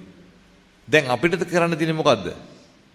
ඒ බුදුරජාණන් වහන්සේ හොයාලා දීපු දහම ඉගෙනගෙන ඒක ප්‍රගුණ කරන්න. ඒක ප්‍රගුණ කරන්න අපිට පන්සලෙත් පුළුවන්, ගෙදරත් පුළුවන්, ආරණ්‍යෙත් පුළුවන්, පොදු ස්ථානයකත් පුළුවන්. ඒක තමන්ගේ තීරණය. තමන් ගිහි වෙනවද පැවිදි වෙනවද කියලා තීරණය කරන එක තමන්ගේ තීරණය. තමන් ගිහිව වෙනවා නම් ඒ ගිහි අයට ආයිත් අතෑරලා දාලා යන්න තරක් නෙවෙයි බුදුහාමුදුරු පෙන්වුවේ. තමන්ගේ ජීවිතය ජය ගනිමින් නිවන් ලබා ගන්න. ඒ නිසා අනිත්‍යතාවය ගැන අපි හිතන්නේ සියල්ල අත්හැරලා දාලා යන්න නෙවෙයි. සියල්ල අතහරින්න නෙවෙයි. ඉතින් දැන් මන් දන්නේ මේ මං කියන ඒවා කොච්චර දුරට තේරෙනවද කියලා. තේරෙනවද කියන්නේ ගොඩක් වෙලාවට පින්වතුනි මේ සිහිය පිහිටුවා ගන්න නැති වුනහම තමයි අපිට බණ වුණත් තේරෙන්නේ නැත්තේ. දැන් අපි කොච්චර බණ කියනවද? බණ අහනවද? නමුත් ගොඩක් අයට මේව වැටහෙන්නේ නැත්තේ සිහිය පිහිටුවාගෙන බණහන් නැති හින්දා. මම ඒකට හොඳ කතාවක් කියන්නම්. මේ තිස්සමහාරාමයට එහා ගමක මම බණ කියන්න ගියා. ඒ බණ ඉවර වෙලා එදා එහි නතර වෙලා පහුවදා මම අර වීරවිලින් හැරිලා ඒ පැත්තෙන් මම කොළඹට යනකොට ඇඹිලිපිටිය හරියේදී බඩ ඉරිඟු තිබුණා. බඩ ඉරිඟු ගත්තා මම ගොඩාක් වාහනේට පටව ගත්තා. එදා මං ගියේ ජීප් එකක. ළමයෙක් ඉස්සරහා සීට් එකේ හිටියා. රියදුරු මහත්තයාත් බැස්සා. ඔක්කොම බැස්සා. තව ස්වාමීන් වහන්සේ නමක් හිටියා. උන්වහන්සේ බැස්සා. හැබැයි මම බැස්සේ නැහැ. මම වීදුරුව වහගෙනම හිටියා. ඉතින් මං ඇතුලේ ඉන්නවා කියලා ඒ බඩේරිම විකුණන ගර්භණී මාතාවට පේන්නෙත් නැහැ. ඇය දන්නේ නැහැ මං ඉන්නවා කියලා. ඉතින් ගණන් කතා කරගෙන ඔක්කොම පැටවුවට පස්සේ ගාන කිව්වහම මුදල් දෙන්න මං වීදුරුව පාත් කළා. මුදල් දුන්නේ මම. මුදල් දෙන්න වීදුරුව පාත් කරපුවම මාව දැකපු ගමන් කියලා මේ ගර්භණී අම්මා කිව්වා මේ මුදල් එපා හාමුදුරුවනේ කිව්වා. මුදල් එපා කිව්වා. ඒ ගමන මං කිව්වා මේ ව්‍යාපාර කරන්න ඔහොම බෑ. ව්‍යාපාර කරනකොට නෑදෑකම් යාළුකම් හිතවත්කම් වලට කරන්න යන ව්‍යාපාර සාර්ථක වෙනවද අසාර්ථක වෙනවද? අසාර්ථකයි. කරන්න දෙයක් නෑ. සමහර අය හිත නරක වෙනවා මේ නෑදෑකමටවත් සැලකිල්ලක් නෑ කියලා. කවදාවත් බලාපොරොත්තු වෙන්න එපා ඒක. එතකොට ඒ මිනිහ නැති වෙනවා. ඒ මනුස්සයා විනාශ වෙනවා. ඉතින් ඒ නිසා මම කිව්වා මේ නෑදෑකම් වලට යාළුකම් වලට හිතවත්කම් වලට ව්‍යාපාර කළොත් ඔයාට දරුවෝ මේක කරන්න හම්බ වෙන්නේ නෑ. මම දන්නවා මේ වෙන් ලොකු ලාභිකුත් ඔයගලන්ට නෑ. ඉතින් ඒ නිසා මුදල් ගන්න කියලා මං කිව්වා. ඒ ගමන් මේ අම්මා කිව්වා නෑ මං වෙන අයගෙන් එහෙම කාටවත් මං නිකන් දෙන්නේ නෑ. හැබැයි හාමුදුරුවන්ගෙන් නම් මට සල්ලි ගන්න බෑ කිව්වා. එහෙම කියලා කිනුනොත් ඉතින් මං කල්පනා කරලා දැන් එතකොට ඒ අම්මා මේ පින්කමක් හැටියට මේක කරන්න හදන්නේ. දැන් ඒක මම වළක්වන එකත් පාපයක් නේ මටත්. ඉතින් ඒ නිසා අනේ එහෙනම් බොහොම පින් සිද්ධ වේවා කියලා මම පොඩි සත්‍යක්‍රියාවක් කළා. දැන් මේ දරුවෝ හම්බෙන්න ඉන්න අම්මා කෙනෙක්නේ. ඒ නිසා මං ඉතින් කිව්වා මේ දලදා හාමුදුරුවන්ගේ පිහිටින් සතර දලදා වහන්සේගේ රැකවරණින් ශ්‍රී පාද පත්මේ අනුහසින් ජයසිරි මහ බෝධි හාමුදුරුවන්ගේ පිහිටින් ඉතින් ඔහොම කියලා මං කිව්වා ඔබතුමියට වාසනාවන්ත දරු ප්‍රසූතියක් ලැබේවා කියලා මං කිව්වා. එහෙම කියපු ගමන් මේ අම්මා පෙරලා මට කියනවා ඔබ වහන්සේටත් එසේම වේවා කියලා. දැන් මේ අම්මා මේක අහගෙන ඉඳලාද කිව්වේ? අහගෙන ඉඳලා නෙවෙයි කිව්වේ. ඔන්නෝක තමයි අපිට වෙලා තියෙන්නේ. මොකද්ද මේ වෙලා තියෙන්නේ? සිහිය නැහැ. සතිය නැහැ. සතිය පිහිටුවාගෙන නෙමෙයි. ඉතින් කොළඹට එනකම් අපේ වාහනේ අය ඔක්කොම hina වෙවි ආවේ. මේකට ඔන්න අපි බණ අහන්න ආවත් අපි බණ අහන්න හරි කැමතියි. අපි බණ අහන්න කැමතියි. අපි බණ අහන්න එනවා. වැස්සත් එනවා. කොච්චර බාධා තිබුණත්, gedara වැඩ තිබුණත් එනවා. ඒව ඔක්කොම වටිනවා. ඇවිල්ලා බණ අහන්න වාඩි වෙනවා. හාමුදුරුවෝ බණ කියන්න එන්න ප්‍රමාද වුණත් ඉවසීමෙන් ඉන්නවා. හැබැයි හාමුදුරුවෝ බණ කියන්න පටන් ගන්නකොටත් බණ අහන්න ආසාවෙන් අවධානයෙන් අහනවා. හැබැයි බණ කියනකොට තමන්ගේ හිත නිමාවක් නැතුව වෙන අරමුණු වලට යනවා. අවධානය නැහැ. ගොඩක් අයට. ඒක කොහෙත් තියෙන දෙයක්. තනින් තමයි අහුවෙන්නේ. තනින් තමයි Tamanට කල්පනාව සිහි එන්නේ තෙන්ට. ඉතින් ඇහෙන ටික අල්ල ගන්නවා. එතකොට දැන් පහක් කිව්වනම් එකක් දෙකක් අල්ලගත්තාම සම්පූර්ණ වැරදි වෙන්න පුළුවන් අදහස. ඒ හින්දා මේ සතිය පිහිටුවා ගැනීම කියන්නේ පින්වතුනි අපේ ජීවිතයේ සියලු සැපතට හේතු වන දෙයක්. මේ සතිපට්ඨාන සූත්‍රය එකයි දේශනා කළේ. ඉතින් මම ඒකයි කිව්වේ තරුණ ළමයි හැටියට තරුණ ළමයි සතිය පිහිටුවා ගත්තොත් සිහිය පිහිටුවා ගත්තොත් තමන්ගේ විවාහ ජීවිතේ සාර්ථක වෙනවා. හොඳ අම්මා කෙනෙක් වෙන්න පුළුවන්. හොඳ තාත්තා කෙනෙක් වෙන්න පුළුවන්. ඊළඟට ව්‍යාපාර රැකිරක්ෂා ගොවිතැන් ධනය හම්බ කරන්න පුළුවන්. හැබැයි හම්බ කළාට විතරක් වැඩක් නැහැ. හම්බ කළාට ප්‍රමාණවත් නැහැ. ඒවා වියදම් කරන්න දන්නේ නැහැ. ඒවා වියදම් කරන්න දන්නේ නැහැ. ගොඩක් දෙනෙක් කියනවා අපිට තියෙනවා නම් අපි වියදම් කරන හැටි දන්නවා කියලා. නමුත් ගොඩක් දෙනෙක් වියදම් කරන්න දන්නේ නැහැ. ගොඩක් දෙනෙක් දන්නේ වියදම් කරන්න නෙවෙයි. විනාශ කරන්න. විනාශ කරන්න දන්නවා. ඒක කරන්න පුළුවන්. දැන් අපි අපේ ජීවිතේ හම්බ කරපුවා ගැන කල්පනා කරලා බලන්න. හම්බ කරපුවා ටික ඉතුරු කරගත්තා නම් අර පිරිමැස්මෙන්. ඒක තණ්හාව නෙවෙයි. දරුවනේ මතක තියාගන්න බුදුහාමුදුරුවෝ ලෝකේ අනිත්‍යයි දුකයි කියලා දේශනා කළේ අපි තවත් දුකටපත් වෙන්න නෙවෙයි. අපි දුකටපත් වෙන්න නෙවෙයි. ඒ දුකටපත් වෙන ස්වභාවය වෙනස් කරගන්න. දැන් මම මෙහෙම ප්‍රශ්නයක් ඔබෙන් අහන්නම්. දැන් ඔබ යනවනේ කඩේට බඩු ගේන්න.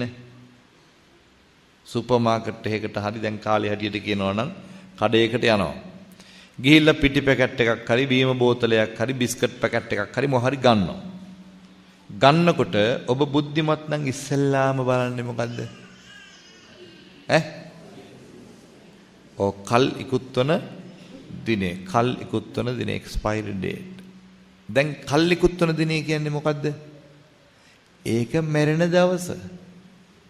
මේ ලෝකේ හැම දෙයකටම මැරෙන දවසක් තියෙනවා. එතකොට අපි මේ මැරෙන දවස මොකටද බලන්නේ? ඒ මැරෙන්න ඉස්සෙල්ලා මේ මැරෙන දවසට ඉස්සෙල්ලා ප්‍රයෝජන ගන්න. ඒ වගේ අපි අනිත්‍යතාවය මෙනෙහි කරන්නේ එකක් තමයි ඒ අනිත්‍යතාවයට පත්වීමට පෙර අපේ ජීවිතේ අර්ථවත් කරගන්න. දැන් බිස්කට් පැකට් එකක් ලබන මාසේ ඉවර වෙනවා කියලා දැනගත්තොත් ඊට ඉස්සෙල්ලා අපි කොහොම හරි කන්න උත්සාහ කරනවා. ඒකනේ ක්‍රමය. අපි මැරෙනවා කියලා දැනගත්තාම මැරෙන්න ඉස්සෙල්ලා අපේ ජීවිතේ මිනිස්සෙක් වශයෙන් කරන්න ඕන දේවල් ටික සම්පූර්ණ කරනවා. අප්‍රමාදී වෙනවා.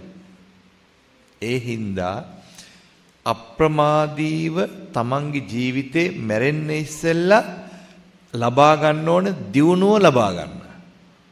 දියුණුව ලබා ගන්න. අපි ගොඩක් වෙලාවට සිහින ලෝකවලට ගිහිල්ලා ඉන්නවා. සිහින ලෝකවලට කියන්නේ දැන් අපි හිතනවා නිවන් දකින්න මෙන්න මේව නැති වෙන්න ඕන කියලා අපි බලනවා. හැබැයි අපේ ජීවිතේ පළවෙනි ටික අපි සම්පූර්ණ කරගෙන නැහැ. බඩකින්නට හරියට ආහාර හොයාගෙන නැහැ. ධනෙ හොයාගෙන නැහැ. Tamanට කියලා ගෙයක් දොරක් තනාගෙන නැහැ. Tamanට අවශ්‍ය කරන භෞතික සම්පත්තික නැහැ. ඒව නැති වෙනකොට පතිරූපදේශ වාසය නැහැ. පතිරූපදේශ වාසය නැති වෙනකොට සතිය පිහිටුවා ගන්න බෑ. සතිය පිහිටුවා ගන්න නැතුව අපි නිවන ගැන හිතනවා. දැන් මේ ළඟදී නෝන කෙනෙක් එක්කන් ආවා තරුණයෙක්ව මම ළඟට. ස්වාමින් වහන්සේ මෙයා මගේ හිතවතෙක්. මෙයා හරියට ධර්මයේ දන්නවා. නමුත් මෙයා ජීවිතේ හැම දෙයක්ම මෙයාට නැති වෙලා. හැම දෙයක්ම නැති වෙලා. මෙයාට ඒ නැති විනාශ වෙච්ච විනාශය කියලා දෙන්නත් බෑ. එයා පිළිගන්නේ නැහැ. එයා පිළිගන්නේ නැහැ. ඉතින් මං ඊට පස්සේ දැන් බැලුවහම මෙයා වගේ අයට ගමේ කියන්නේ මොන වගේ අයද? කරගත්ත කිසිම දෙයක් නැහැ. නමුත් කතා කරන්න ගියාම ඔක්කොම දන්නවා. සියල්ල දත් කියලා කියන්නේ. සමහරලාට බක පඬිතයෝ කියලාත් කියනෝනේ. පඬිතයාට ඒ දණ්ඩ යන්න බෑ කියන්නේ. ඒ කියන්නේ සමහර අයට බලන්න ගියාම ඔක්කොම දන්නවා. නමුත් මෙලෝ දෙයක් නැහැ. ඉතින් මේ මිනිස්යාගෙන් මං ඇහුවා දැන් දරුවෝ ඔයාගේ වයසත් එක්ක දැන් ඔයාගේ ජීවිතේ මේ ධර්මයේ ඔයා හොඳට දන්නවා. ධර්මයේ තියෙන්නේ මොනවටද? ධර්මයේ කියන එක අපිට ඕන කරන්නේ මොනවටද? ධර්මයේ අපිට අවශ්‍ය වෙන්නේ මොකටද? ඇහෙන්නේ. ධර්මයේ අපිට අවශ්‍ය කරන්නේ මොනවටද? ඒ තේරුන්නේ නැහැනේ. ජීවිතේ ඔව් ජීවිතේ යහපත් කරගන්න ඕනේ මොනවටද?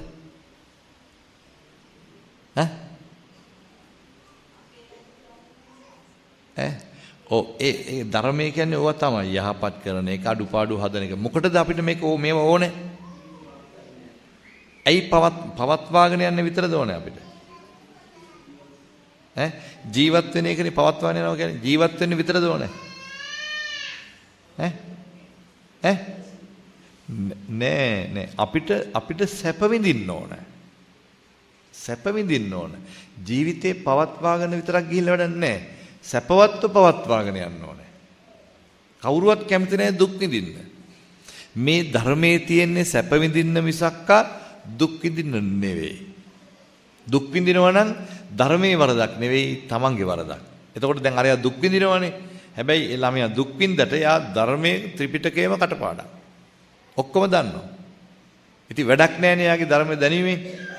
දැන් මං ඇහුවා ඒ ගමන පුතේ ඔයා මෙච්චර ධර්මයේ දන්නවා දැන් ඔයා ජීවිතේ මොකද්ද ලැබපු සැපත මොකද්ද ඔයාට දැන් තියෙන ජීවිතේ ඔයා ගිහි ජීවිතයක් ගත කරන කෙනෙක් ගිහි ජීවිතයක් ගත කරන කෙනෙක් හැටියට මොකද්ද ඔයාට තියෙන සැපත ඒ ගමන එකපාරටම කියනවා මෙයා ස්වාමීන් වහන්සේ මම මගේ ජීවිතේ බ්‍රහ්මචර්යාව රකින්නවා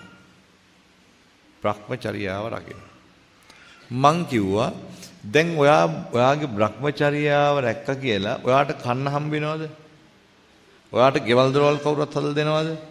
ඔයාට ඇඳුම් පැනඳුම් දෙනවද? ඔයාගේ ඕන කරන ඒවට වියදම් කරනවද? ඔයා බ්‍රහ්මචර්යාව රකින්නවා කියලා බස් එකට නැග්ගොත් එහෙම බස් කොන්දොස්තර හොඳ කෙනෙක් වුණොත් නම් ගනි නැත්තම් එළියට තල්ලු කරලා දායි. නේද? ඉතින් මං ඔය වගේ කිව්වා අවශ්‍ය දේ කරන්න ඕනේ. ඕන දේ කරන්න ඕනේ. ඒක තේරුම් ගන්න බැරි නම් අපිට ජීවිතේ සැපතක් නැහැ. ඒ නිසා මං ඔබට කියන්නේ මතක තියාගන්න බෞද්ධයෙක් හැටියට බෞද්ධයාගේ ජීවිතේ ආරම්භය මොකද්ද? Tamanට අනිවාර්යෙන් අත්ති සුඛං කියන්නේ මොනවද? Tamanට අවශ්‍ය කරන භෞතික සම්පත් තිබීම. භෞතික සම්පත් නැත්තම් ඔබට ජීවිතේ නිවන් දකින මාර්ගය එලිපෙහෙලි කරගන්න බෑ. ගිහි ජීවිතයක් ගත කරන අයට තමන්ගේ භෞතික සම්පත් සම්මුති ලෝකයේ සාර්ථක කරගන්න නැතුව නිවන් දකින්න බෑ. ඇයි නිවන් දකින්න බැරි? භෞතික දේවල් අසම්පූර්ණ වෙච්ච මිනිස්යාට එයාගේ මනස කොයි වෙලාවෙත් සැලෙනවා. මනසින් වැටිලා ඉන්නේ. එයා දුම්නස්සහගත වෙන්නේ. එතකොට එයාට බන මතක තියාගන්න පුළුවන්ද? අනුගමනය කරන්න පුළුවන්ද? එයාට සිහිය පිහිටුවාගෙන යන්න පුළුවන්ද? බෑ. ඇයි සිහිය පිහිටුවාගෙන යන්න බැරි? එයාට තියෙන ප්‍රශ්න එනකොට එයාගේ සිහිය අවසිහියක් වෙනවා.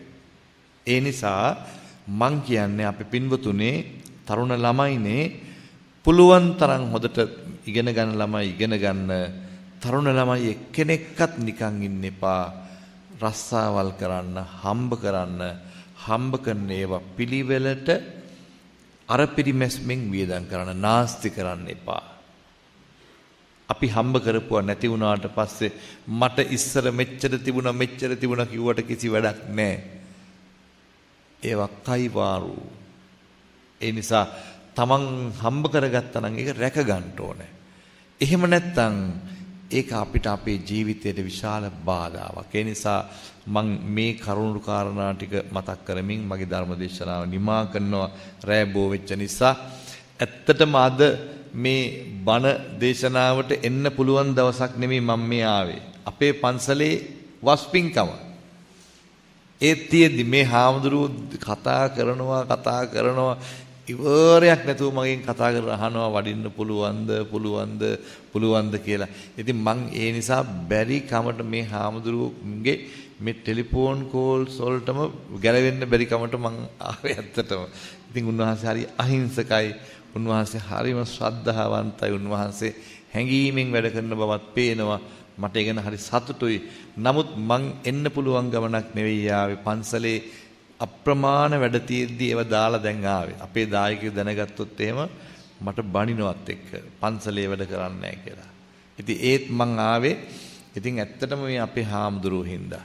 ඉතින් බොහොම සන්තෝෂ වෙනවා මේ ස්ථානය පිළිබඳව තොරතුරු දැනගත්තාම අපිට හරි ලොකු සතුටක් ඇති වුණා.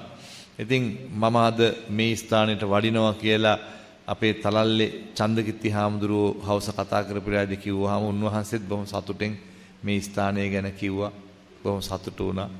ඉතින් කොහොම වුණත් බොහොම වටිනා ස්ථානයක් මේ ස්ථානය මුල් කරගෙන පින්වතුන්ලා සිද්ධ කරන මේ පින්කම් වගේම පින්කම් කරන එක හොඳයි, පින්කම් කරන්න ඕනේ, පින් සිද්ධ කරගන්න ඕනේ. හැබැයි මතක තියාගන්න ඒ ඔක්කොටම වඩා ඕනේ මොකද්ද? සිහිය පිහිටුවා ගැනීම. ඇයි සිහිය පිහිටුවා ගත්තේ නැත්නම් ඉගෙන ගන්නත් බෑ, හම්බ කරන්නත් බෑ, සාර්ථක ලෙස ජීවිතේ සාර්ථක ජීවිත ගත කරන්නත් බෑ, පතිරූපදේශ වාසයක් නැහැ, සිහිය පිහිටුවා ගන්නත් බෑ. එතකොට ඔක්කොම අසාර්ථකයි. එකට එකක් සම්බන්ධයි. ඒ නිසා අපි මුළු 365 දවසෙම පින්කම් කරන කෙනෙක් වුණත් වැඩක් නැහැ සිහිය පිහිටුවාගෙන නැත්තම්. ඒ නිසා සිහිය පිහිටුවා ගැනීම කියන්නේ මොකද්ද කියන එක මට මේ ධර්මදේශනාවෙන් සම්පූර්ණයෙන් කියන්න වෙලාවක් උනේ නැහැ. රෑබෝ වෙච්ච නිසා තවදුරටත් හොයන්න. ඒකම හොයන්න.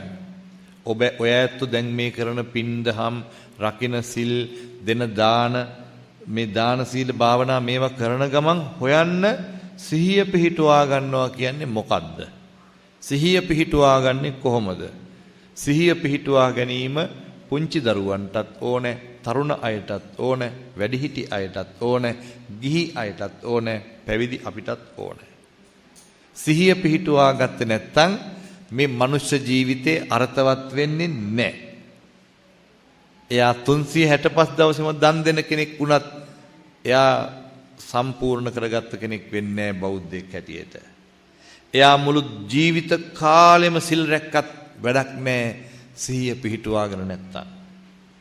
එයා හැමදාම භාවනා වැඩසටහන් වලට භාවනා කරනවා කියලා කිව්වට එයා සිහිය පිහිටුවාගෙන නැත්තම් එයාගේ භාවනාවෙන් වැඩක් නැහැ. ඒ හින්දා අපේ එකම ඒකායන ඉලක්කය නිවන් දැකීමයි. නිවන් දැකීම කියන්නේ ජීවත් වෙලා ඉඳද්දී අපේ මනස තුළ ලබන දියුණුවක්, දස සංයෝජන ධර්ම ඈත්වීමයි. ඒ කියන්නේ මං කෙලෙස් නැමැති තුවාල 10ක් තියෙනවා මේ මනස තුළ. එය සුවපත් කර ගැනීමයි. අන්න ඒක සුවපත් කරගත්ත දවසට අපිට මේ ඉන්දි කටුවක තුඩේ තියෙන තරමටවත් දුකක් නැතුව, වේදනාවක් නැතුව, කම්පාවක් නැතුව මේ ලෝකයේ තුල අප්‍රමාණ සැපෙන් සතුටෙන් තමන්ගේ ජීවිතය ගත කරන්න පුළුවන්. ඒ නිසා අන්නේ තැනට යාමට වීරිය වඩවන, වීරිය ඇති කරවන්නට හේතු වන ධර්ම ශ්‍රවණයක් බවට මෙයපත් වේවා කියන අදහස ඇති කරගෙන අපි විශේෂයෙන්ම මේ ධර්ම දේශනාව නිමා කරනවා. ඉතින් අද මේ පින්කමෙහි දායකත්වයේ ගැන කටයුතු කරපු දායක පිරිස සෑම දෙනාම විශේෂයෙන්ම මෙවර වස් අවසානයේ සිද්ධ කරන ඒ කටින මහා පින්කමෙහිම දායකත්වයේ දරන පිරිසයි අද මේ පින්කමෙහි දායකත්වයේ ගැන කටයුතු කළේ. මම් නම් නොකියුවා කියලා අහිතක් හිතන්න එපා. පින්කමක් කරනකොට නම් කියන්න අවශ්‍ය නැහැ. කරන අයට, උදව් කරන අයට, සහභාගී වෙන අයට, දකින අයට, සතුටු වෙන අයට පින් සිද්ධ වෙනවා. ආයි ඒ ගැන කිසි ප්‍රශ්නයක් නැහැ. එක දවසක් ඔය මේ කොළඹ බම්බලපිටියේ වජිරාරාමේ මහා පින්කමක් කළා එක දායක කට්ටියක් තමන්ගේ අම්මා හරි තාත්තා හරි වෙනුවෙන්. ඉතින් ඊට පස්සේ පින්කම ඔක්කොම කරලා ඉවරුනාට පස්සේ ඒගොල්ලෝ හරියට දුක් වේගන මන් ළඟට ආවා. දුකෙන්. ඇවිදින් මොකද්ද කිව්වේ? මෙහෙම අපි පෙරුම් පුරලා මෙහෙම ලස්සන පින්කමක් කළා ස්වාමින් වහන්සේ. හරියට කිරි කලයට ගොම ටිකක් වටනවා වගේ අන්තිමට ප්‍රශ්නයක් වුණා. මොකද්ද වෙච්ච ප්‍රශ්නේ? පින් දෙනකොට හාමුදුරුවෝ නම කිව්වේ වරද්දලා. දැන් අපි මෙච්චර වියදම් කරලා කරපු පින්කමේ පින් ටික වෙන එක්කෙනෙකුට ගියා. දැන් මේ බොහොම දුකේ. ඉතින් සාමාන්‍යයෙන් අර බැංකුවේ අංකයක් වැරදුනහම එතෙන්ට යනවා වගේ එහෙම යන්නේ නැහැ. අපි සිය වාරයක් නම් කිව්වත් ඒ අපි කියන නමට නෙමෙයි පින් යන්නේ. අපි කිව්වා කියලා පින් ඒ අයට ලැබෙන්නේ නැහැ. පින්කම කරන එක්කෙනාගේ සිතවිල්ල තියෙන්නේ කාටද? අන්‍යයාටයි යන්නේ. ඒ නිසා ඇත්තටම අපි නම් නොකියුවා කියලා ප්‍රශ්නයක් නැහැ. කාටත් මේ කරපු හැම දෙනාටම පින් සිද්ධ වෙනවා. ඉතින් මේ ලබාගත් සියලු පින් බලයෙන් අද මේ පින්කමෙහි දායකත්වයේ දරන මේ පින්වතුන්ලාගේ නමින් මිය පරලොව ගිය සියලු ඥාති හිතවතුන්, ඒ වගේම අපේ රටට මහත් ඉතා වටිනා යතිවරයන් වහන්සේ නමක් හාරිස්පත්තු ආර්යවංශාලංකාර ස්වාමීන්ද්‍රයන් වහන්සේ, උන්වහන්සේ ඇතුළු අප රට වෙනුවෙන් ජීවිත පූජා කළ ත්‍රිවිධ හමුදාවේ පොලිසියේ සිවිල් ආරක්ෂක බලකායේ, ඒ වගේම දුටුගැමුණු මහ රජුරු ඇතුළු වලගම්බා ආදී මහ රජදරුවරුන් වහන්සේලා, අනිත් පැත්තෙන් අනගාരിക ධර්මපාලතුමන්ලා වැනි ගංගොඩවිල සෝමහාමුදුරන්ලා වැනි යතිවරයන් වහන්සේලා සියලු ඇත්තෝ මේ පින් ලබා නිවන් දකිත්වා කියලා සාදු කියනවා. දෙවියෝ මේ පින් අනුමෝදන් වේවා. විශේෂයෙන්ම දෙවියන්ගේ පිහිට ආශිර්වාදය බොහෝම වටින අවස්ථාවක්. මේ අවස්ථාව අපේ රට බුද්ධ ශාසනය, මහා සංඝයා වහන්සේ, ඒ වගේම රට ආරක්ෂා කරගත් ත්‍රිවිධ හමුදාව, අනිත් පැත්තෙන් බෞද්ධ ව්‍යාපාරිකයෝ, මේ හැම දෙනාටම තද බල ලෙස කුමන්ත්‍රණ ක්‍රියාත්මක වෙනවා අද වර්තමානයේ තුල මේ රට තුල. ඒ නිසා එවැනි බලවේග දුරු කර ගැනීමට දෙවියන්ගේ පිහිට හැර වෙන කිසිම පිහිටක් නැහැ. ඒ නිසා සියලු දෙවියන්ගේ පිහිට ආශිර්වාදය සැලසিলা අපේ රටත්, සම්බුද්ධ ශාසනයත්, මහා සංඝයා වහන්සේත්, අපේ රට රැකගත් ත්‍රිවිධ හමුදාව ඇතුළු සියලුම මුළු මහත් රටවාසී හැම දෙනාටම සැනසීම ලබා දෙන්නට දෙවියන්ගේ පිහිට ආශිර්වාදය සැලසේවා. දෙවියෝ නිවන් දකිත්වා කියන අදහසින් අපි දෙවියන්ට පින් දෙමු. ආකාසට්ඨා ච බුම්මට්ඨා දේවා නාග මහිද්దికා පුඤ්ඤන්තං අනුමෝදිත්වා චිරං රක්칸තු ලෝක සාසනං. ආකාසට්ඨා ච බුම්මට්ඨා දේවා නාග මහිද්దికා පුඤ්ඤන්තං අනුමෝදිත්වා චිරං රක්칸තු ලෝක සාසනං. ආකාසට්ඨා ච බුම්මට්ඨා දේවා නාග පුඤ්ඤන්තං අනුමෝදිත්වා චිරං රක්칸තු ලෝක සාසනං. පින්වතුනි, මේ හැම දෙයක්ම අපි සිද්ධ කරන්නේ අපේ ජීවිතේ අම්මා තාත්තට පින් සිද්ධ වෙන්නයි. අම්මා තාත්තා නිසායි අපි හැම කෙනෙක්ම අපේ ජීවිතේ පවත්වාගෙන යන්නේ. ඒ නිසා අපේ අම්මලා තාත්තලා අපිව හදපු වඩපු ලොකු මහත් කළ මව්පියාදීන් සුවපත් වේවා කියන අදහසින් කවුරුත් එක්ක මොහොතක් තම තමන්ගේ දෙමව්පියෝ ගැන මෙනෙහි කරන්න මේ කවි ශ්‍රවණය කරමින්. මුහුදේ නැව ගිලුන කලට බෝසත් තම අම්මා දෑතේ කරපිට හිඳුවා පීනා ගොඩ දැම්මා. ඒ දේ කොට පැතුව කලදී මම මතු බුදු වෙම්මා. ලෝකේ පළමුව බුදුන්ට විවරණ දුන් අම්මා. දවාල රෑ කියා කිසිම වෙනසක් නැති අම්මා. පුතේ කියා නිතරම මගේ සැප දුක් සෙව් අම්මා. හිතේ තිබෙන කරුණාවෙන් මා දෙස බැලු අම්මා. මෙතේ බුදුන් දැක නිවනට යනවා මගේ අම්මා. මුහුදේ දිය මදී කියා කඳුළු සැලූ අම්මා. ගඟේ වතුර මදී කියා කඳුළු පෙරූ අම්මා දස දුක් විඳ රස කිරිදී මා ඇති කළ අම්මා මෙතේ බුදුන් දැක නිවනට යනවා මගේ අම්මා රන්වැට නම් බෝ රජින්දුට රන්වැට වී දිවියේ පින් වපුරා රන් අස්වනු නෙලනාකෙත වූයේ මල් අතුරා සෑසදිසිව පිදුවත් නිම නොයේ පින් අරනේ පියාණන්ය රන් පුන් සඳ වූයේ සොරව්ව බැඳ පින්දිය වර දුන්නේ දරුවන්ටයි පහන්ව සිත බොහෝ සෙවණක් වූයේ දරුවන්ටයි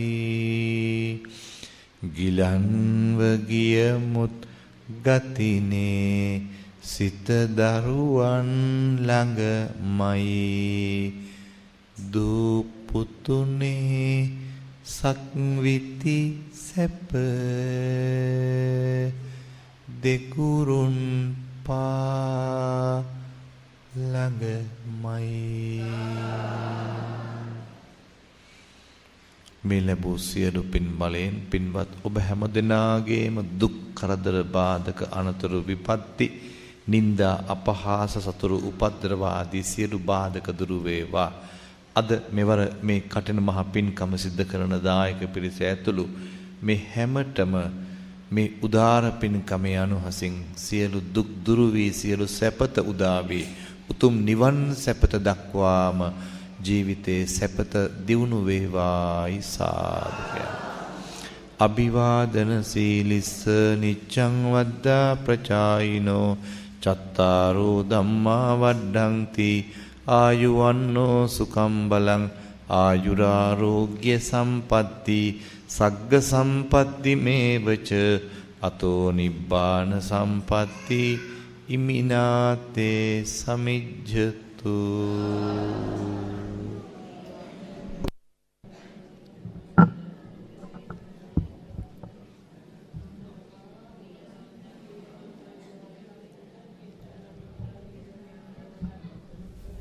සාදුනාදයක් පවත්වන්න වාසනාවන්ත පින්නතුනේ අප කෙරෙහි අනුකම්පාවෙන් අද ඇලන්මතිනි ආරාම විහාරස්ථානයේ වාර්ෂික කටින මහා පින්කම යෙදී තිබුණත් ඊතා ඕනෑකමින් මේ උදාාර පින්කමට වැඩම කරලා ඔබ හැමදෙනාගේම ජීවිතය යහපත් කරගන්නට සිහිය පිළිබඳ මනා ලෞතුරා බුදුරජාණන් වහන්සේගේ සදහම් පණිවිඩ ඔබට ලබා දෙමින් ඒ උතුම් අනුශාසනාව සිද්ධ කොට වදාළ ගෞරවනීය පඬිත හාමුදුරන් වහන්සේට අපි සෙත් ප්‍රාර්ථනා කරමු. තුනුරුවනේ අනන්ත ගුණ මහිමෙන් සියලු සම්‍යක් දෘෂ්ටික දෙවියන්ගේ යහපත් දේව ආශිර්වාදයේ බලයෙන් අපේ ගෞරවනීය පඬිත හාමුදුරන් වහන්සේට උතුම් නිරෝගී සුවය ලැබේවා. ආයුරාෝග්‍ය ආදී සම්පත් ලැබේවා. කායික මානසික නිරෝගී භාවය ලැබේවා. තව තවත් මේ සම්බුදු සසුන තුල අප රටටත් අප ජාතියටත් සම්බුද්ධ ශාසනයටත් උන්වහන්සේ සිදු කරන ඉමහා ශාසනික හා ආගමික ජාතික මෙහෙවරයන් නිරන්තරයෙන්ම සිද්ධ කරගන්නට යෝධ බලය යෝධ ශක්තිය ජය ශ්‍රී මහා බෝහාමුදුරන් වහන්සේගේ ආශිර්වාදය දලදා හාමුදුරන් වහන්සේගේ පිහිට රැකවරණය රුවන්වැලි මහා සෑරදුන් වහන්සේගේ ආශිර්වාදය අප වෙහෙරේ වැඩවසන ජීවමාන සර්වඥ මහරහත් ධාතුන් වහන්සේලාගේ අනන්ත පිහිට රැකවරණය අප මේ වෙහෙර තුල සිදු කළ මේ මහත් අසිරිමත් මහා පුණ්‍ය ශක්තිය අපේ උඩුවේ ධම්මාලෝක පණ්ඩිත හාමුදුරන් වහන්සේගේ සියලු යහපත් ගමන් බිමන් ශාසනික අරමුණු සඵල වනු පිණිස මේ උදාාර කුසල ශක්තියද හේතු වාසනා වේවා. උන්වහන්සේගේ ගුණබර දෙමාපියන්ටත් ගුරු ආචාර්ය ප්‍රාචාර්යයන් වහන්සේලටත් සියලු යහපත සැනසෙල්ල පිණිස මේ උතුම් පුණ්‍ය ශක්තිය හේතු ආසනා වේවා කියලා සාදු නද පවත්වමින් පණ්ඩිත හාමුදුරන් වහන්සේට පින් දෙනවා. සාදු සාදු සාදු. හැම දිනාට සම්මා සම්බුදු සරණයි.